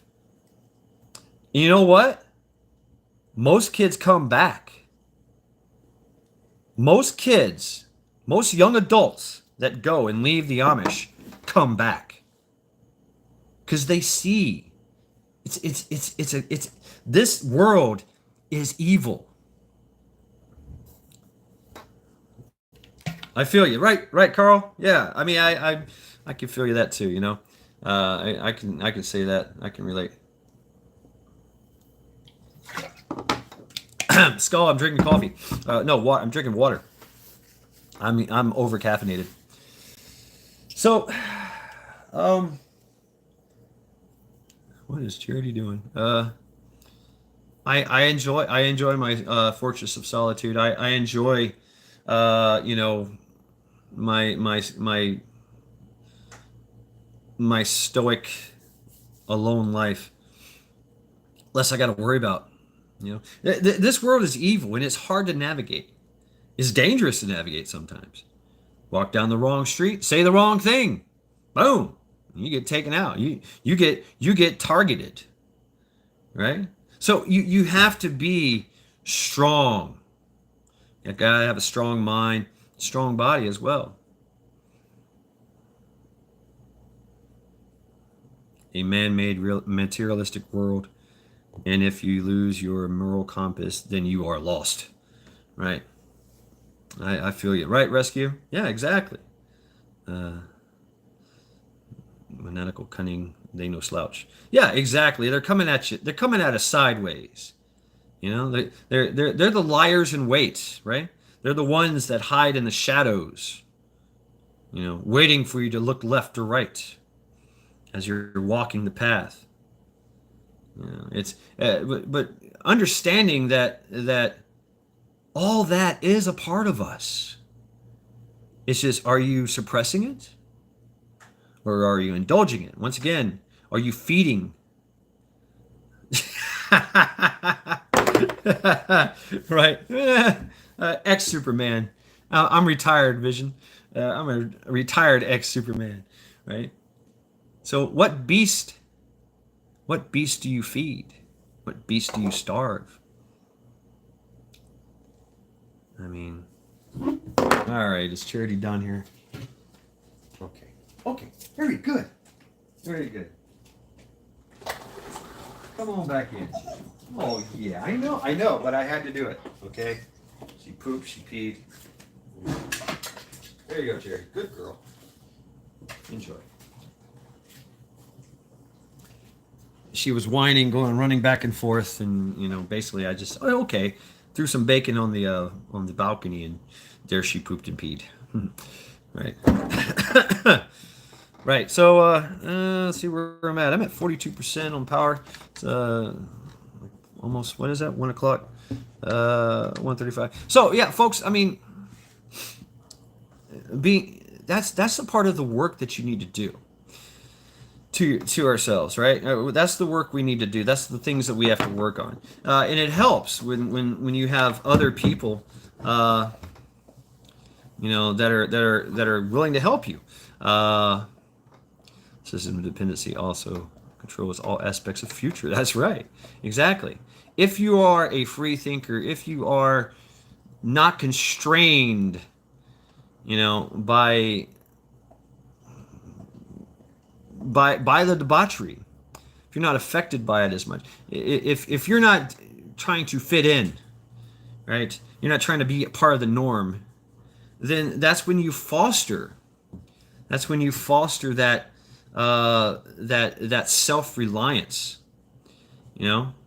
Exactly. You want the herd under control. They want it. They need it. That's cell phone capitations. Me puppet. What's up? But do you have to follow the norm? Of course. We have to follow the laws of the land, the grain of the wood, so to speak. But it's okay to go against the grain. And if the grain goes the wrong way, then I guess go against the grain.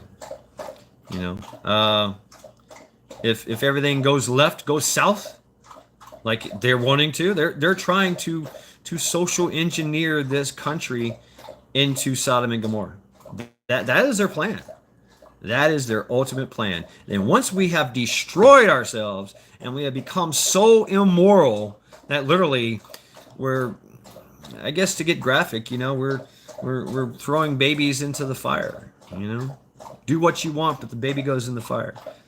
That was debauchery abortion back in the day. Have the baby, then just get rid of it, or eat it, or sell it. That's where Christianity came from. That's where Buddhism came from, because they rebelled against that. I mean, if you look at, we hear about the Anunnaki, the Illuminati, the Anunnaki. It was basically the Assyrians, the other folks, the Assyrians, the Babylonians. That's what they did. That's how they took over countries. That's how they conquered nations, is with that subversion. That's how they did it. And this is something that goes back, way back before the Christianity thing, right? Way back. That's how we got these pious, these orthodox, these moral religions. It's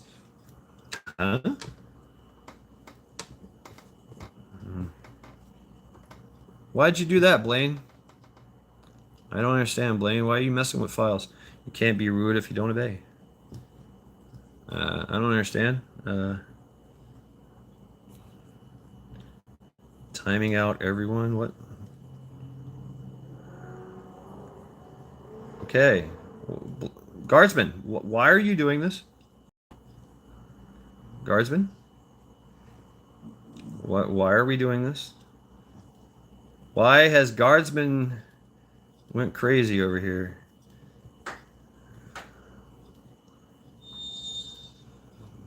Lane, chill, brother. What are you doing, man? Why are you doing all this shit?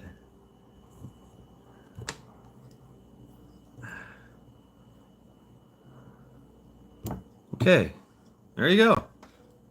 Guardsman. That was interesting. Why you do that, bro? Why are you deleting everybody's comments, man? Why you do that shit? I could see you, bro. I could see you, and I just took care of it. I don't know why you just did that. You have to explain your actions. And yes, I took away your ability to do such. Why'd you do that?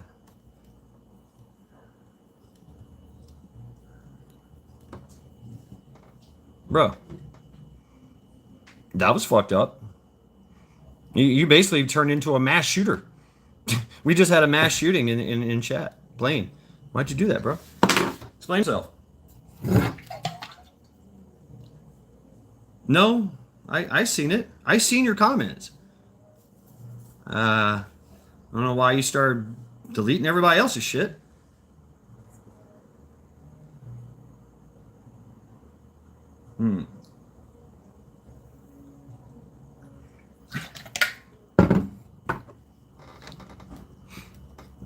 Yeah. Funny how that works. Why you just started deleting everybody? Did you want attention? You got my attention. You got everybody's attention. Chill, Blaine. Chill. Seriously. So this music that you're hearing, this music that you keep hearing in the background, is one Amazon driver that is driving back and forth between buildings trying to figure out where packages go. Yeah, I mean, unacceptable. Constitution Scarborough, how are you doing? It's completely unacceptable there, Blaine. And so, yeah, I took away your ability to do such. What's up, Fish Sticks? Welcome. YouTube has been scrubbing some people's comments, so it may be YouTube. So chill if your comments are being scrubbed. And Blaine, you are a managing mod. So why your comments were being scrubbed, I don't understand. Everything I've been saying has been a lot worse than what you've been saying. That's understandable. Right, Zombie Force? I understand that, and I get it, but don't come in here being a fucking mass shooter. Don't fucking do that shit, because we all got guns too. You know what I'm saying? We all badass too, you know? We all have bad days. Don't fucking take it out on us. What the fuck, dude? Fucked up, man. Got me hot. A little bit. But anyway, I digress. It's been taken care of. Boom. Nailed it, governor.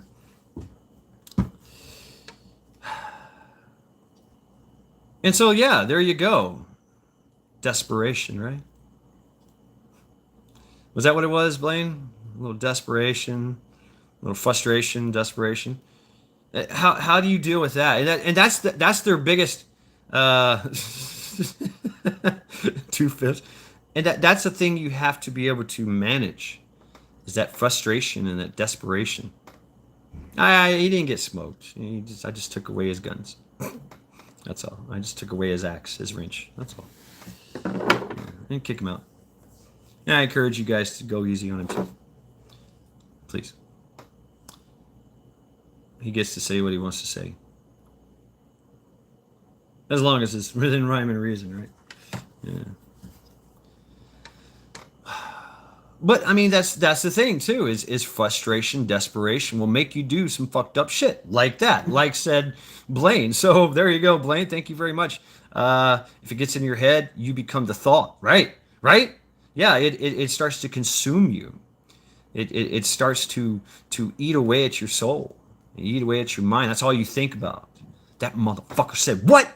He said what? That's it. I'm going over there and I'm powing motherfuckers. I'm busting caps. I'm clapping motherfuckers. Fuck you. Talk that shit about my mama. Well, you know it. Hey, whatever. You know. Why? What's y'all remember Dave Chappelle? I keeps it real. I keeps it real, right? Oh, you want to keep it real, all right? You're gonna keep it real while your ass is getting smoked or getting clapped or sitting in jail somewhere. I mean, you know, you got, like I said, the mark of a gentleman is not what you do, it's what you don't do. I mean, I'm high strung too, but I've learned over time to keep my mouth shut sometimes. You know, sometimes my ass overrides my mouth, and I've paid dearly for it. You know, got my ass beat, right? Oh shit, you know. But I mean, get a little respect from it, okay? But you know, sometimes you just gotta, you know, grin and bear it. You know? And once again, understand why the offense, right? Why am I offended? Why am I allowing someone to say things, do things that is affecting me? No, I did not smoke him. I just took away his managing moderation status. That's all. That's all I did. I didn't smoke him. He should still be here. Nobody else has banned him. Nobody else has timed him out. So all I did was just take away his management status. I'm sorry, Blaine, but you lost that. You lost that privilege, and I thank you for the help in the past. But I can't allow that when people are just running nilly. You lost my trust on that one. You definitely lost my trust on that one. So yeah, I had to do what I had to do. Loose cannons. No. There's a place for loose cannons, but I can't allow that. That was a major violation. Well, not a major violation. A minor, about a 4 on the Richter scale. But it did spur some it did spur some thought, right? It's an observation. Damn, really? So I would ask rescue. I see that if whoever did that 86,000 seconds or minutes, if you could go back and take that away. But hey, there is free will here.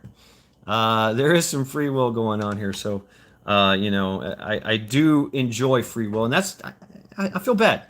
I feel bad that you had to show your ass here, but I would implore whoever timed him out, because I didn't see it. I didn't see who timed him out. Maybe I could go back and chat and figure that out, but all I did was just take away his managing moderation. I just take away his mod status.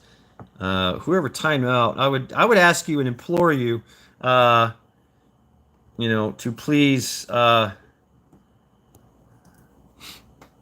please, just please, if you would,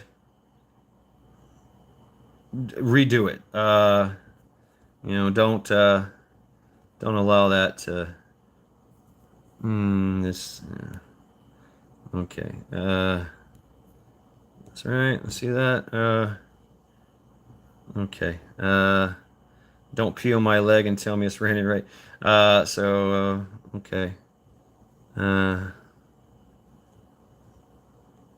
Okay. All right. So yeah, I would implore you, to whoever timed him out for 86,000 seconds, please rescind. He lashed out. It was only 24 hours. Okay, fine.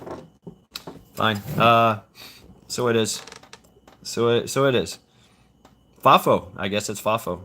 I'm trying to be merciful, I guess. But some of you are not. That's where respect comes from, right? That's where even those that are crazy, even those that are guided by their emotions, still have to respect what the fuck. They still got to respect FAFO. I mean, that's a learning experience. You can be as crazy and as offensive as you want to be, but it's got ramifications, right? Cause and effect, right? There's always a cause. What's the cause? What's the effect? Let's go. So, all right then. I would love to volunteer, X. I would love to bang it out with All American Prepper. Right, Files, and I get that about you. I mean, you come right for it. You go straight for the neck. There's no bullshit in your game, right? You're laying it down. You come from a godly position. That's your faith. That's what you push, and you vehemently fight for it. You defend that. So I dig that. I can respect that. You know what I'm saying? I can respect that. Deuce Volton. Deuce Volt. Be a fierce Christian. I dig it. I love it. Now I might poke the bear a little bit. That's just me. See how much you're gonna bring it forward. What kind of things you got. Get this far on a whim, right? Right, Files. I mean, yeah, you're old for a reason. And Cantanker's old son of a bitch. What's up, NY Debs? I like invisible lurking. Yes. That's fine. Welcome to Lackluster Saturdays. I did have bacon. It's gone now. Gave it away.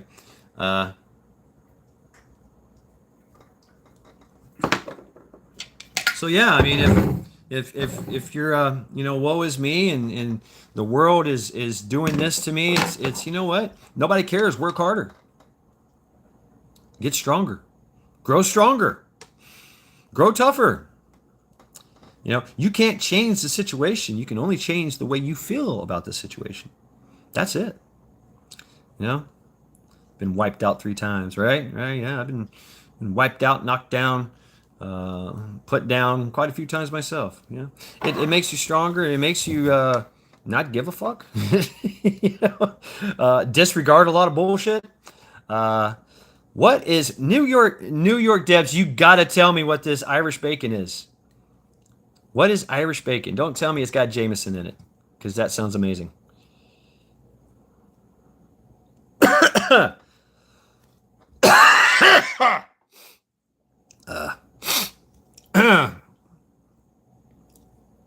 not how many times you fall down. It's about getting up, right? That's the reason why we fall, to learn to get back up. Oh.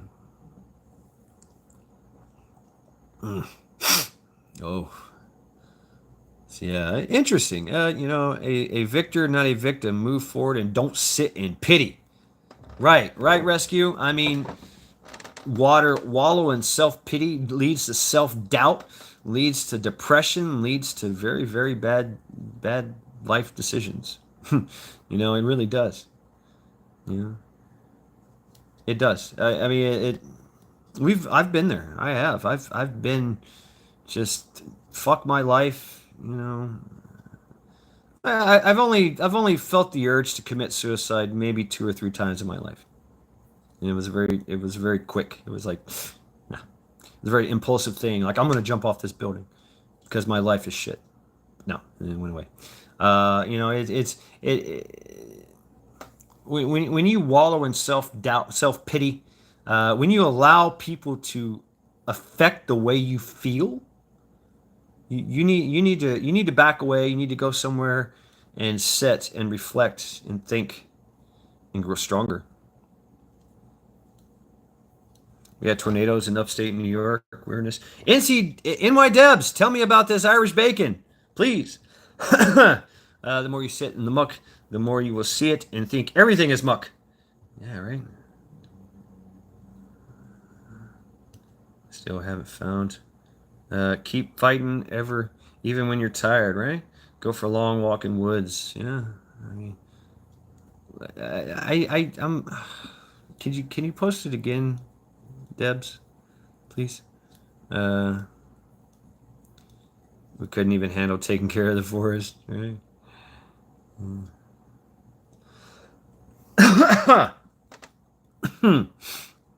So yeah, as I'm sitting here, being anxious about doing things because I'm afraid of passing out. I mean, that's where I'm at. That's where I'm at. Like, man, I can't really push myself, or I'm gonna fucking see black stars and shit. Growing old is not for the faint of heart.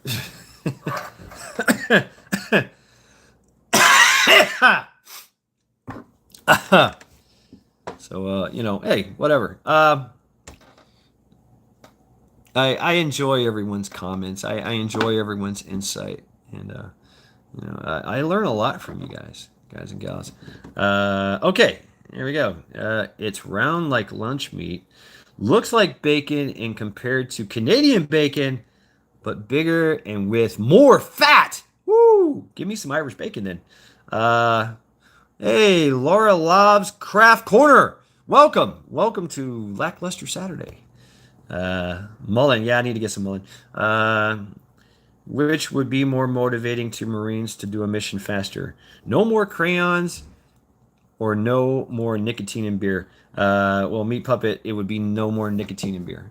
Yeah, because then you got some pissed off, raving mad fucking Marines. You know, and they used to do that too. A military, any military would deprive their force to get them mad. That's part of the way that you build that fighting spirit, is that you starve a motherfucker. You starve them. You make them thirsty. You make them hungry. You know, and say, hey, the enemy's got the cheeseburger. Okay, let's go fucking get it. Right? You keep that's to suffer is to humble indeed. You know that I know that was one of my one of our observations in the Marine Corps is that, you know, oh, okay, so you're depriving me of sleep, you're depriving me of food, water, cigarettes, beer. I can't even jack off. I can't even take a shit. I can't even piss. Oh yeah, I'm fucking pissed, and I'm gonna run across that field, and I'm gonna take that fucking that machine gun nest. Absolutely. So I'm fucking pissed. Fuck you. That motherfucker's the reason why I'm out here suffering, you know, and not enjoying, you know, some of the things. All American. He won't do that. He won't do that. He won't do that. I would do it. I would do it. Let's do it. I'd say let's do it. I can't come to you though. You have to come here. But I got gloves. You know, we could just bang it out. And I haven't fought that way in quite some time.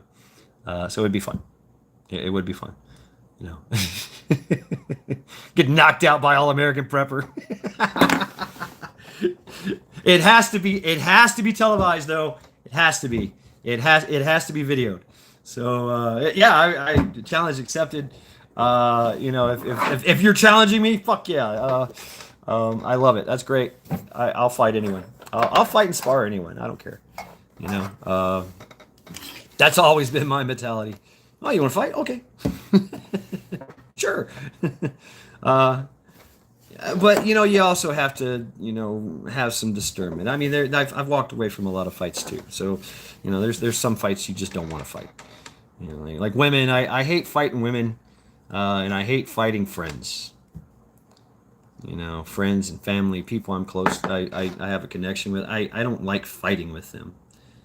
You know, it's just it puts me in a bad mood. I'm just like, I've actually stood there and let people hit me. Just go ahead, go ahead, come on, go ahead, get it out of your system.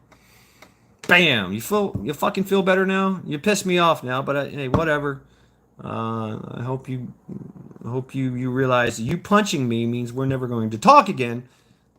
So have a nice life. 49.95. That'd be great. That'd be great. I'm 50 years old. You know, I'm getting older. I'm having some health. I'm having some breathing problems right now. I'd like to be in like top tier shape before I go up against All American Prepper. Cause you see him, man. He's jacked, man. He's jacked. He's working out. He's got muscle tone and shit. I got some muscle. You know. I got what is this family thing you speak of, right? But you know, that'd be fun. That'd be fun. You know, I'd say we spar first, though. You know, just kind of boop boop boop boop. You know, or wrestle or whatever. But hey, you know, full out, just banging, boom boom boom. You know, going straight for the nut, going straight for the head, right? Okay, all right. I mean, it's gonna suck. I don't wear an ass whooping well anymore in my old age. That's the thing. My recovery time is it's long now, and I do that on a weekly basis at work. It's actually what's fucking killing me right now. Yeah, I agree, Files. I agree. Yeah. So yeah, folks. What time we got here? Should I be getting off here? It's 2:00. What do y'all? What plans do y'all have for today? Tell me what your plans are. I have to put on a tire on my car. um, I got a tire on my rim. I've been riding around on a donut for like better part of a month. No, DJ, I didn't hear about it. I couldn't get a signal. No, yeah, of course, we all did. Absolutely. It wasn't all of the internet. Some things were, well, a lot of things were. It was the biggest internet outage in the world, in history.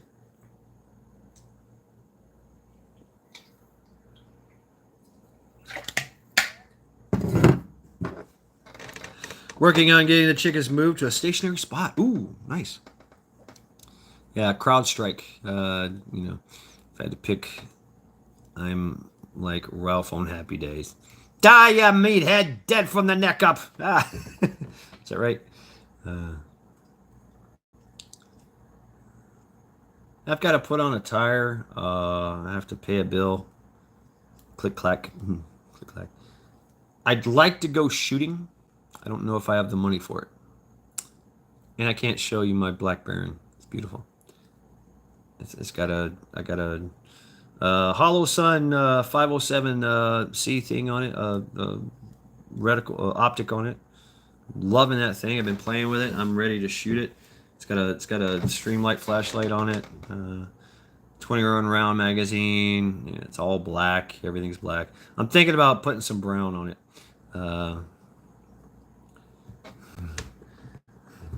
I can't show you files because can't show guns. Yep, Black Baron. That's what I'm calling it, the Black Baron. CloudStrike had an update on Microsoft system, and the system was fortunate to use CloudStrike. It caused havoc for IT guys. Prepper Chick in Texas. How are you doing, sister? Good to see you. Welcome to Lackluster Saturdays.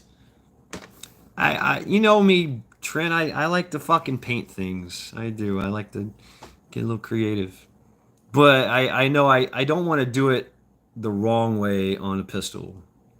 And I can only really paint half of it.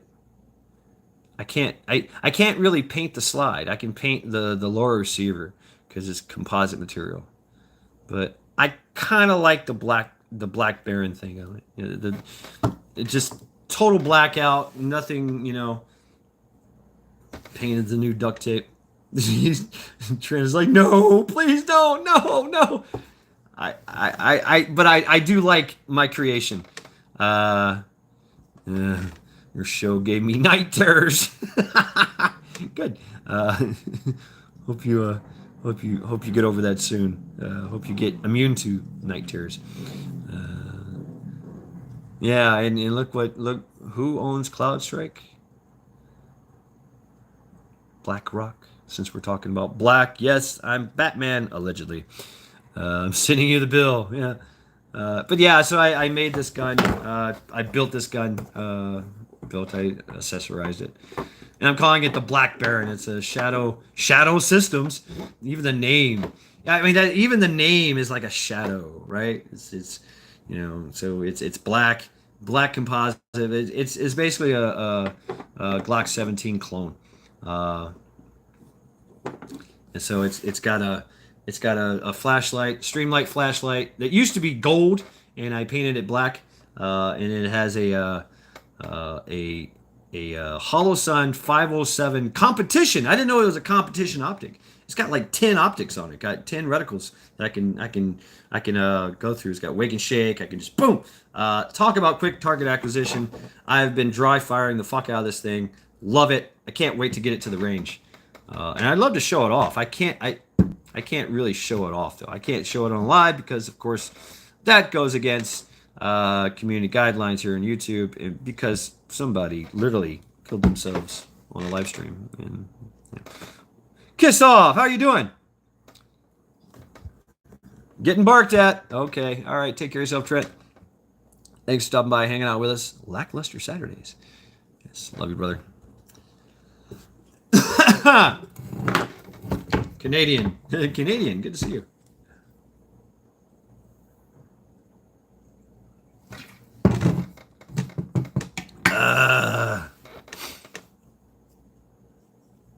Right, files. It's glad to see our local bank uses Linux and wasn't affected. Oh wow! I remember I checked my ATM.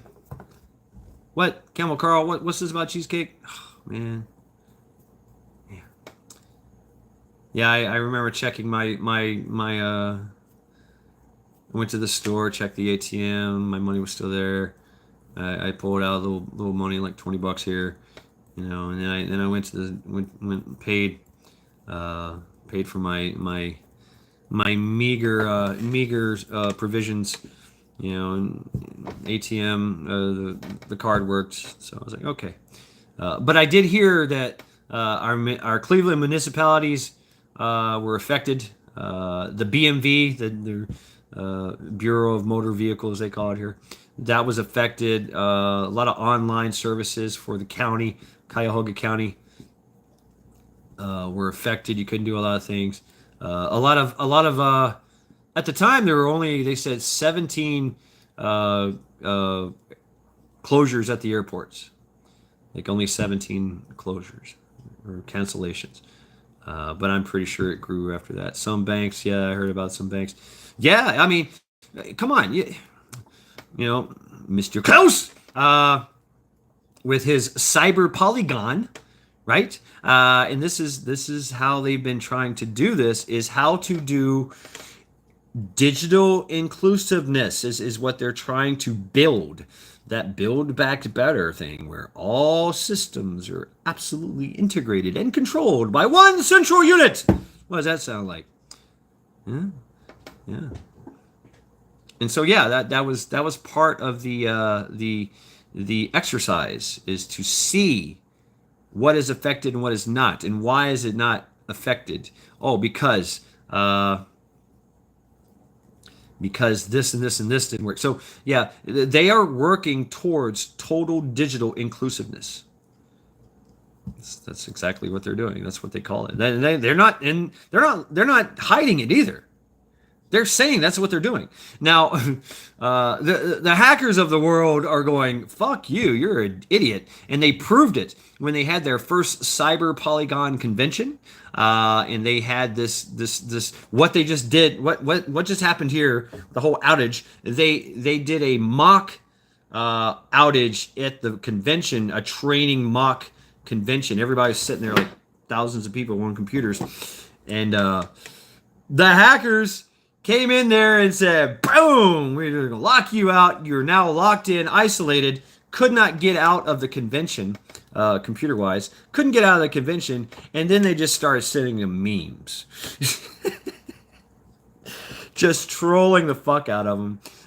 So I like that whole, that's why I say you got to have some level of rebelliousness. In a orthodox society, it's got to be allowed. Well, you can't stop it anyway.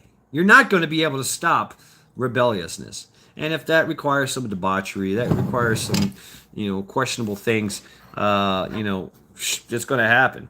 Now, if it's an abomination, like chomos and pedos, you get rid of them. I mean, that's an abomination. Get them out of here, to the wood chipper.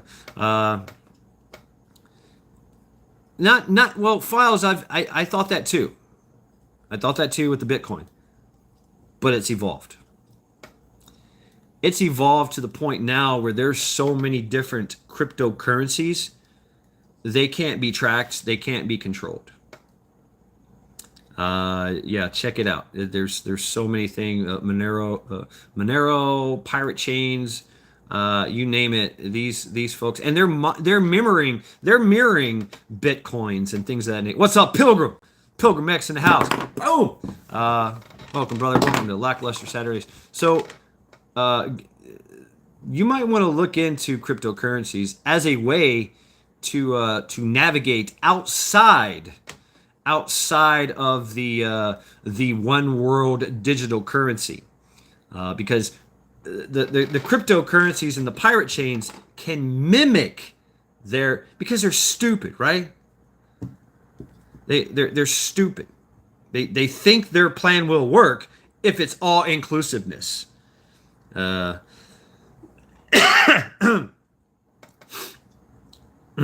Go ahead and trap me in the Caribbean. What's up, redneck prepper? What's up, brother? So they found a way to mimic uh, mimic the worldwide cryptocurrencies and the bitcoins. They found a way to mimic them and not be tracked. So no, it's evolved. It's evolved. I would refer you to Jeff Burke. Jeff Burke. Check him out. And Ian. Anyway, they're kind of what you call anarcho-capitalist, quantum computing with AI. Well, I mean AI, it's a tool, right? It's a tool. It's a super computing thing. Rotary phones on the wall at the house, right? Yeah. All right, stand by for some big noise. Totally didn't make that one. The spoon actually came back. I was trying to make it into the sink. All right, take care of yourself. Prepper chick, have a good day. Hope you're staying cool in Texas. Or you're enjoying the heat. Yes, Kenogen. Yes, I want Gosling's rum. I love Gosling's rum. Are you actually in the Caribbean? Dude, badass.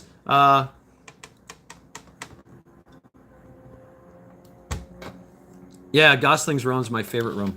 Black Seal. That's my favorite. So where are we at, folks? All right, I'm going to enjoy one more smoke. We're at 25% power. Having a lovely day here in Northeast Ohio. Weed coin is my idea. Grams pressed in with foil like chocolate coins. Camel Carl. Right, and you know what? I mean, Vice is always going to be nice. As preppers, we talk about, having beans, bullets, and band-aids. But what about beer and bud? Yeah, it's probably, it's people want to escape reality.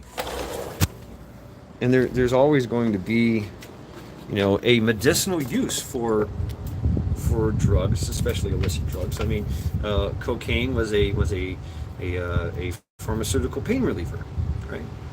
But now it's just like anything, you abuse it, and you become addicted to it. So things like cigarettes, tobacco, vice is kind of a. We all become lesbians. Yeah. Vice is always going to, all right, got things to do. All right, Brother Rooster, take care of yourself, brother.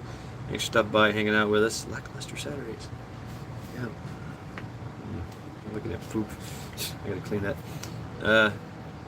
So, that's something to be said, Can you make beer? Can you make wine? Can you grow weed? Can you grow tobacco? I mean, yeah, there's going to be meth out there. Yeah, there's going to be cocaine. There's going to be, there's all kinds of weird little things. The Middle East, they have this pill that they take. It's cheaply made. It's like a meth. It's like a methamphetamine. I forget the name of it, but it's cheaply made out of freaking pine sol and dish detergent and goat shit. I don't know, but everybody takes it and everybody's addicted to it.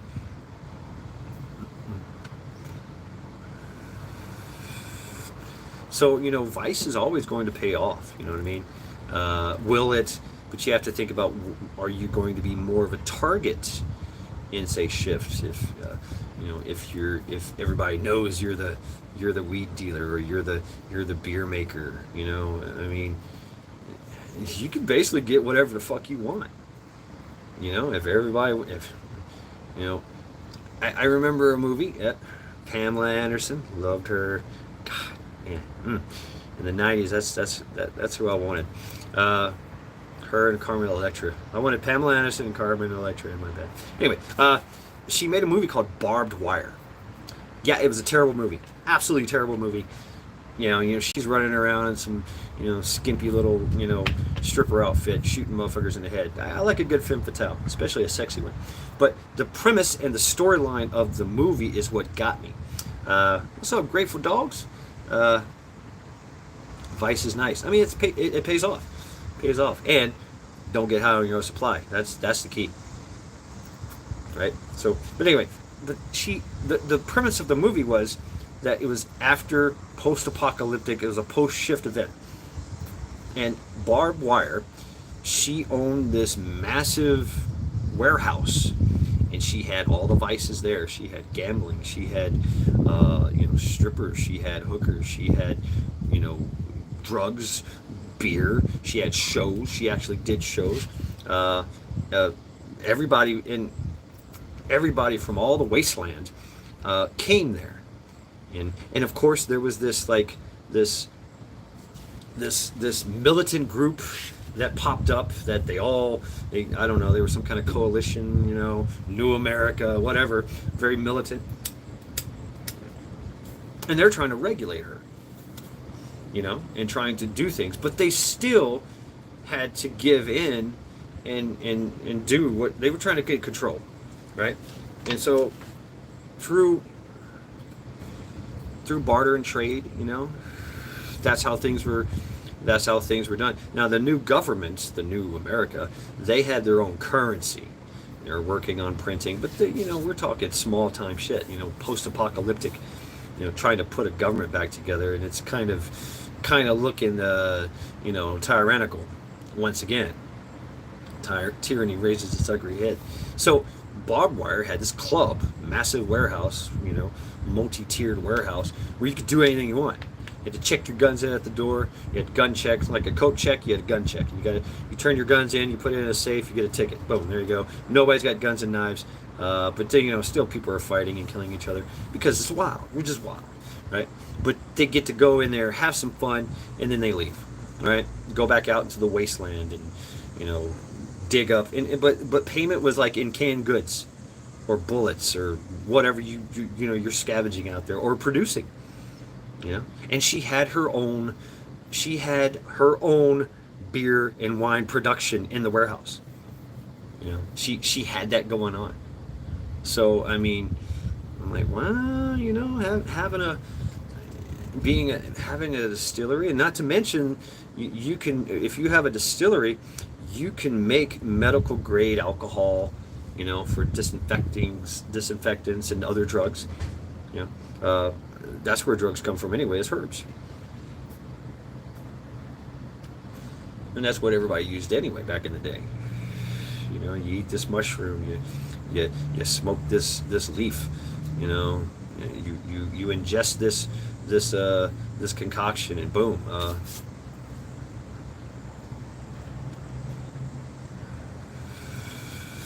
Right, Files, right? Yeah, I mean, you can walk into you can walk into some stores now, and you don't even have to pull out your wallet. You just go in there, grab what you want, put it in your bag, and walk out the door, and it automatically deducts it from your account. You don't have to go to a cash register. You don't have to say anything, do anything, and there's security at the door going, hey, you don't have enough money to buy that, so you got to put some back. I know, Carl. I'm doing some other kind of teas, mints and lemons, and I'm also breathing.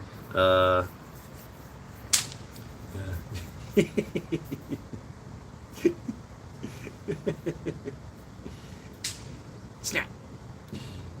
Got somebody out here playing Snap and Pops. Snap and Pops. Right, Zombie Force, the romp, the spring romp, I think it's called. They, and most of them come back. Pagan translation, people of the land knows how to use it.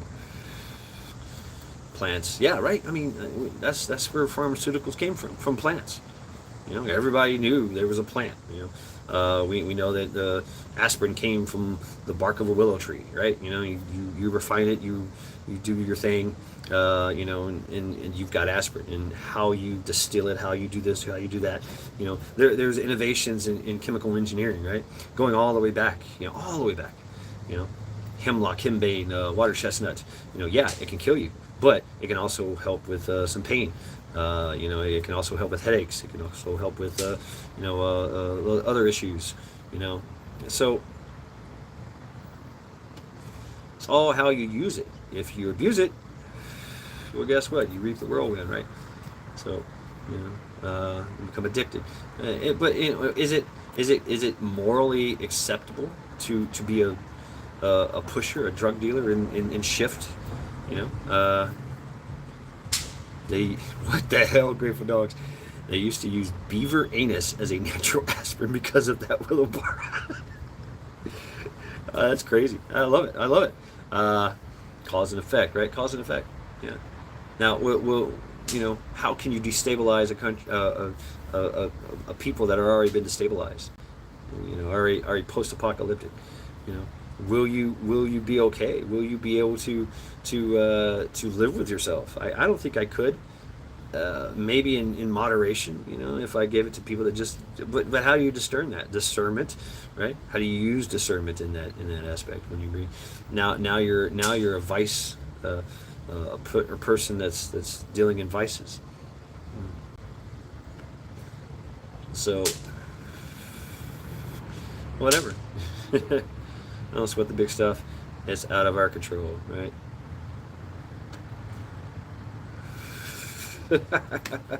Now they use beaver anus everywhere. Oh man, yeah. All right, folks. I've been on here for like almost 2.5 hours now. Oh yeah, Judy, I hear you. I hear you. Yeah, there's some kid out there throwing snapping pops on their balcony. And I called her. I was like, yeah, I'm like, I don't care. Reconnecting, disconnecting, reconnecting. So yeah, it's just the snapping pops. Yeah, folks. Here we go. I hope you enjoyed this impromptu lackluster Saturdays, because I didn't get the chance to do lackluster Fridays. I was kind of in a bad way.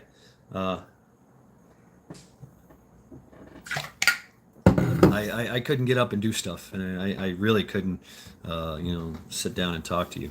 Linda, Team Linda, how you doing? Good to see you. Good to see you indeed. I hope things are well. Faith, been lurking, I see. Outstanding. Love our lurkers. Absolutely. So yeah, thank you all for. I miss you. Have a great weekend. Actually, I think it was the anus glands, beaver anuses to cure headaches. You heard it here first, folks. Doing okay. Good to see. Good to see you, Linda. Yep. Kicking ass and taking names. Linda, fuck cancer. Fuck cancer. You watching the rally at 5? Ooh, wow. There's a rally. Tell me all about it, Linda. And drop the link if you can. Thanks for the platform. Yeah. And we had some excitement with a mass shooter. Someone that lost his marbles and just started deleting folks. So I mean that was kind of exciting, But we dealt with it, and moved on, right? So now we moved on to bigger and better things. And thank you all for allowing me to just sit here and just spit, things coming off the top of my head, things I've been thinking about for a while. And yes, indeed, thank you, Teresa. Go sub to Devil Dog Prepper. Devil Dog Prepper. He is recuperating at the house after having brain surgery. He has 389 subs. I want to see that get up to at least 500, if not more. So please subscribe to Devil Dog Prepper. Watch all his content. Watch all his videos. Comment on all his videos. Get those watch hours up and the interactions and all that. And then, of course, then share it out. Linda, Grand Rapids Indoor at 5 p.m. watching on Right Side Broadcasting. Okay. All right. Cool. Zombie Force, I need 3 more subs to open up more content. All will be welcome. Drop your link, Zombie Force. Drop your link. Folks, all of you, drop your links, drop your links, drop your links. Same shameless plugs for everyone. If you're blue, you know what to do. If you're not, then you're not. Then you just ask somebody that's blue and they'll drop it for you. We're a charitable group around here. Okay, all on YouTube. Right Side Broadcasting, Grand Rapids Indoors, Canagan. So thank you very much. Good to see you, Linda. Canagan, Grateful Dogs, Devil Dog, Wolfang, Zombie Force, Linda Lewis, Canagan, Teresa, Zombie, Linda, Wolfang, Faith Takes You Far, Discernment Files, Canagan, wow, Camel Carl, Discernment Files, everybody, even Guardsman, thank you, Vision, all you guys and gals out there that's been hanging out here, thank you very much, greatly appreciate it, and thank you for just chat's where it's at. It really is. We have some great discussions, and we have fun doing it. So I like that. I appreciate that. Right? Boom, deuces. Right? 2 fingers and I'm out. Right? So yeah, thank you all, folks. Go do stuff.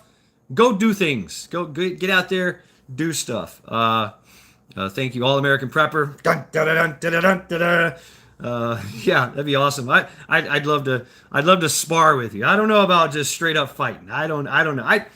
I like the idea of it. I do. All American Prepper is doing an MMA challenge for veterans to raise money for veterans. I love this. I love this idea. I would love it. I would love to fight. I think that'd be cool. But can we do it without killing each other? If it's all in fun, competitive, and we're not trying to kill each other. But it might happen. I mean, it's mini Mercurio discussions. Ooh, mushrooms. I will take it easy on you, brother. Well, don't do that. I'm not out to hurt nobody. But don't do that, because then then it sets me up for success and sets you up for failure. You know what I'm saying? It's got to be a sparring match where we're just kind of right, just having fun, or rolling. MMA, like jujitsu, wrap yourself in ball. That's why I said big sumo wrestler suits, and we just kind of clash at each other, boom, bouncing off each other. I am getting old, and my last little fight I had with Prepared Irishman, I fucking cracked my ribs. Took me forever to heal. It's not the fighting I don't like. It's the recovery afterwards. The long, painful recovery. Metal for breakfast. Lurkers unit. Indeed, fuck cancer. Right on, brother. Right on.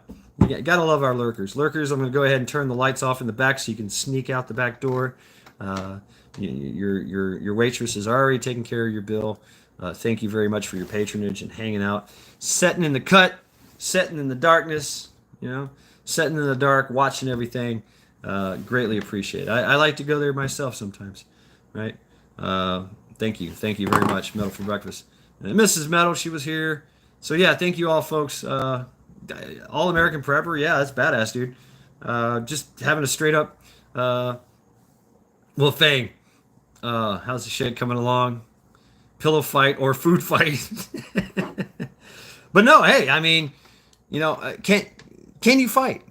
Can you fight? Can you get in the ring and fight? That's a good question. Can you stand toe to toe with someone? All American Prepper is also very prominent in paintball and airsoft.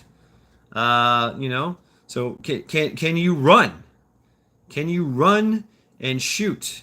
And that's pretty fucking hard. I mean, getting out there on the field, running around, taking cover, slipping and diving and shooting and taking cover, getting shot, right? That's that's hard. That's really hard. And it's fun. Yeah, it's fun. But if you make it fun, then there's a different. But I've always been a terrible fighter, right? I mean, you never know. You never know. I mean, that's why it's good to do these things, right? So I shout out to All American Prepper, man. He's still getting in there. He's still getting in there, banging it out with folks. Um, it's been a while for me. I think I'd be all right. I think I'd be okay. I've got it. I've got some stamina. Well, not right now. I'm dealing with this lung issue, but I've got some skills. I got some skills. Fight vaginas. Blaine, there you go. I know who the rogue is. You, brother. You, man. You did some shit, bro. You came in here acting like a freaking madman and just blasting at everybody. So I don't understand that. No, it was your actions and your actions alone that were the cause and effect. I shadow box. So Blaine, I mean, it's your fault, bro. I had to find out who it was. No, that's bullshit. That's bullshit because I would have seen it. I would have seen if somebody had. I see everything on my channel. I see everything in my chat. Every action that everybody takes, I see it. Right? You went in, you started acting a fool, started deleting everybody's messages after I had given my trust to you as a managing moderator. I made you a managing moderator, and bro, you abuse that power, so I'd take it away from you. I'd take it away from you. You cannot come in here and blame somebody for deleting your comments because they can't. You're a managing moderator. Nobody can do that. Do you understand that? You have the power. You had all the power. And you went rogue on me, man. You went off the reservation, right? And you just started deleting everybody's comments. I can't allow that. So I've lost trust in you, and I will not make you a mod anymore. Maybe later on down the lines, maybe I'll make you blue again. But you lost that for me, bro. And it's all you're doing. I will not accept you blaming someone else for something that didn't happen. Now, what happened after the fact that I took your blue away, that's on them. That's on you, actually, because that's what happens when I take away your armor, your privilege. It's see now you're susceptible. Now you are susceptible to everybody else. I would encourage everyone to allow him to speak his mind, but you kind of lost you lost some respect for me, bro. You did. You lost some respect for me, and it's because you got in your feels, and you made some wrong decisions. And so that's what's up. Welcome to Mad Shad's channel.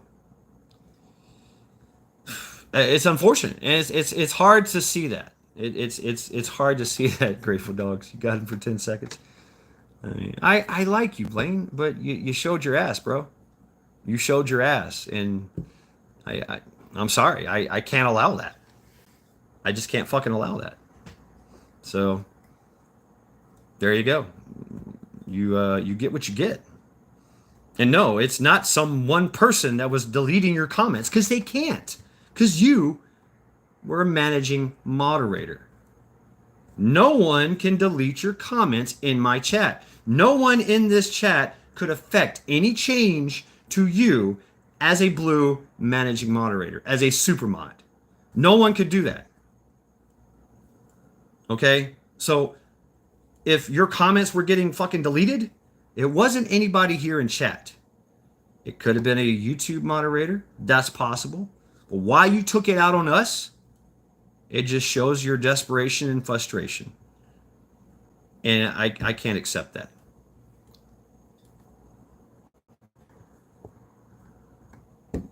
After the fact, after your blue was taken, you're free. You're free game, man. It's weapons free, bro. Weapons free. Run, jump, shoot, whatever you got to do. But everybody's gonna be gunning for you. So whatever. I took that. I took that away from you because you started fucking blasting folks. You know what I'm saying? I can't. I lost trust for you, man. I lost respect on you for that one. And whatever the reasoning for that was, I don't understand. You're all up in your feels. You're frustrated, desperate, whatever. Desperation, whatever. But like I told you, no one here in chat could have deleted your comments, nor could I. I mean, I could, but I didn't. I like free speech. But when you started deleting everybody's comments, I have a problem with that. Just indiscriminately. Because now you're blaming everybody else for your problem. And it's your problem you have to deal with. So that became my problem. And everybody else's. And thus that's why I took away your blue. So there you go. There you go. Hate to see that about you, man. I hate to see that you did that. I know you're going through some shit. Well, like I said, it wasn't one of us. Now, after the fact, oh yeah, everybody was gunning for you. I seen that. You deleted everybody's comments? Hell yeah, they're going to delete you. They're going to ban you. They're going to time you out. They're going to do whatever. It's weapons free then. You already know that. You've been around for a while. You already know how this works. Ask Joel, right? So, I mean, how do you not, what did you think was going to happen? For real. I'm just saying. You did that shit, not me. Now, is it because the censorship is going on? I mean, yeah. I mean, is YouTube scrubbing folks? I've been there. I've been I've had my comments, deleted and shit, and it wasn't by anybody in chat. And they're like, I don't know, we didn't do it. I'm like, okay, YouTube mods, And sometimes in some chats you will see it. They'll come up as red. Like your comment was deleted by YouTube moderator red. I have no control over that. Unfortunately, I have no control over that. The only thing I can do is keep myself small and out off the radar. If you're being watched and monitored, which is probably one of their things, right? You get targeted for harassment and deletion. But are you going to allow that to make you frustrated, make you act out of desperation, where you just start blasting everybody? That's like being in a group, being in a squad, and we've all been hanging out for years and training and stuff. And then all of a sudden you just start shooting everybody, shooting all your friends. Nah, you gotta take you out, bro. Can't deal with it. There you go. Blaine has made his decision. I apologize. I'm sorry. I'm sorry you feel that way. But we got to move on. So anyway,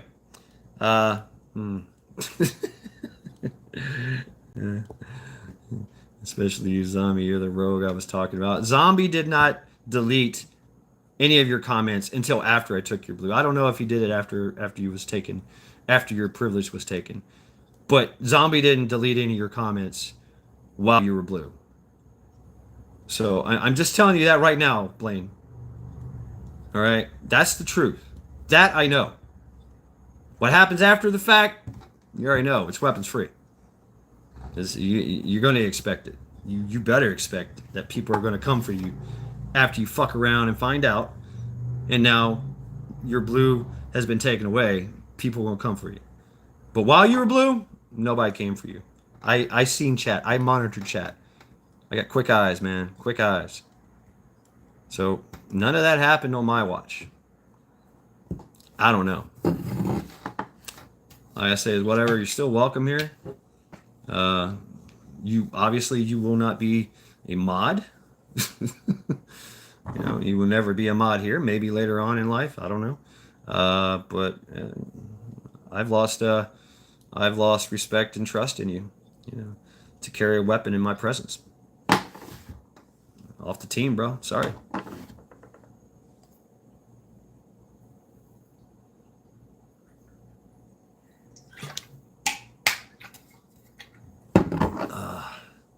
All right. Well, anyway, you guys can discuss it on your own.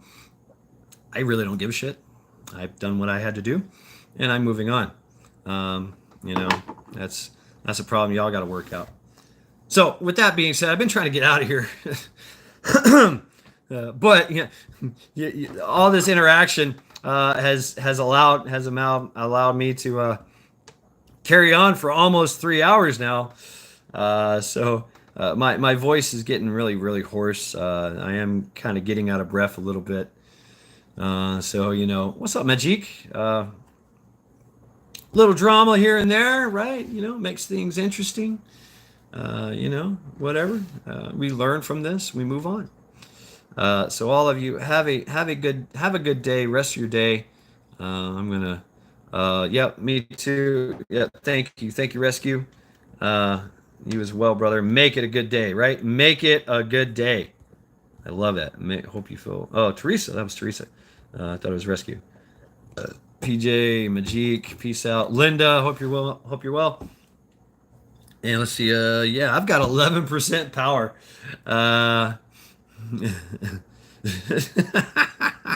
Blame. Not even on your birthday, zombie. I don't do that gay shit. Boom. Kiss off. Rescue.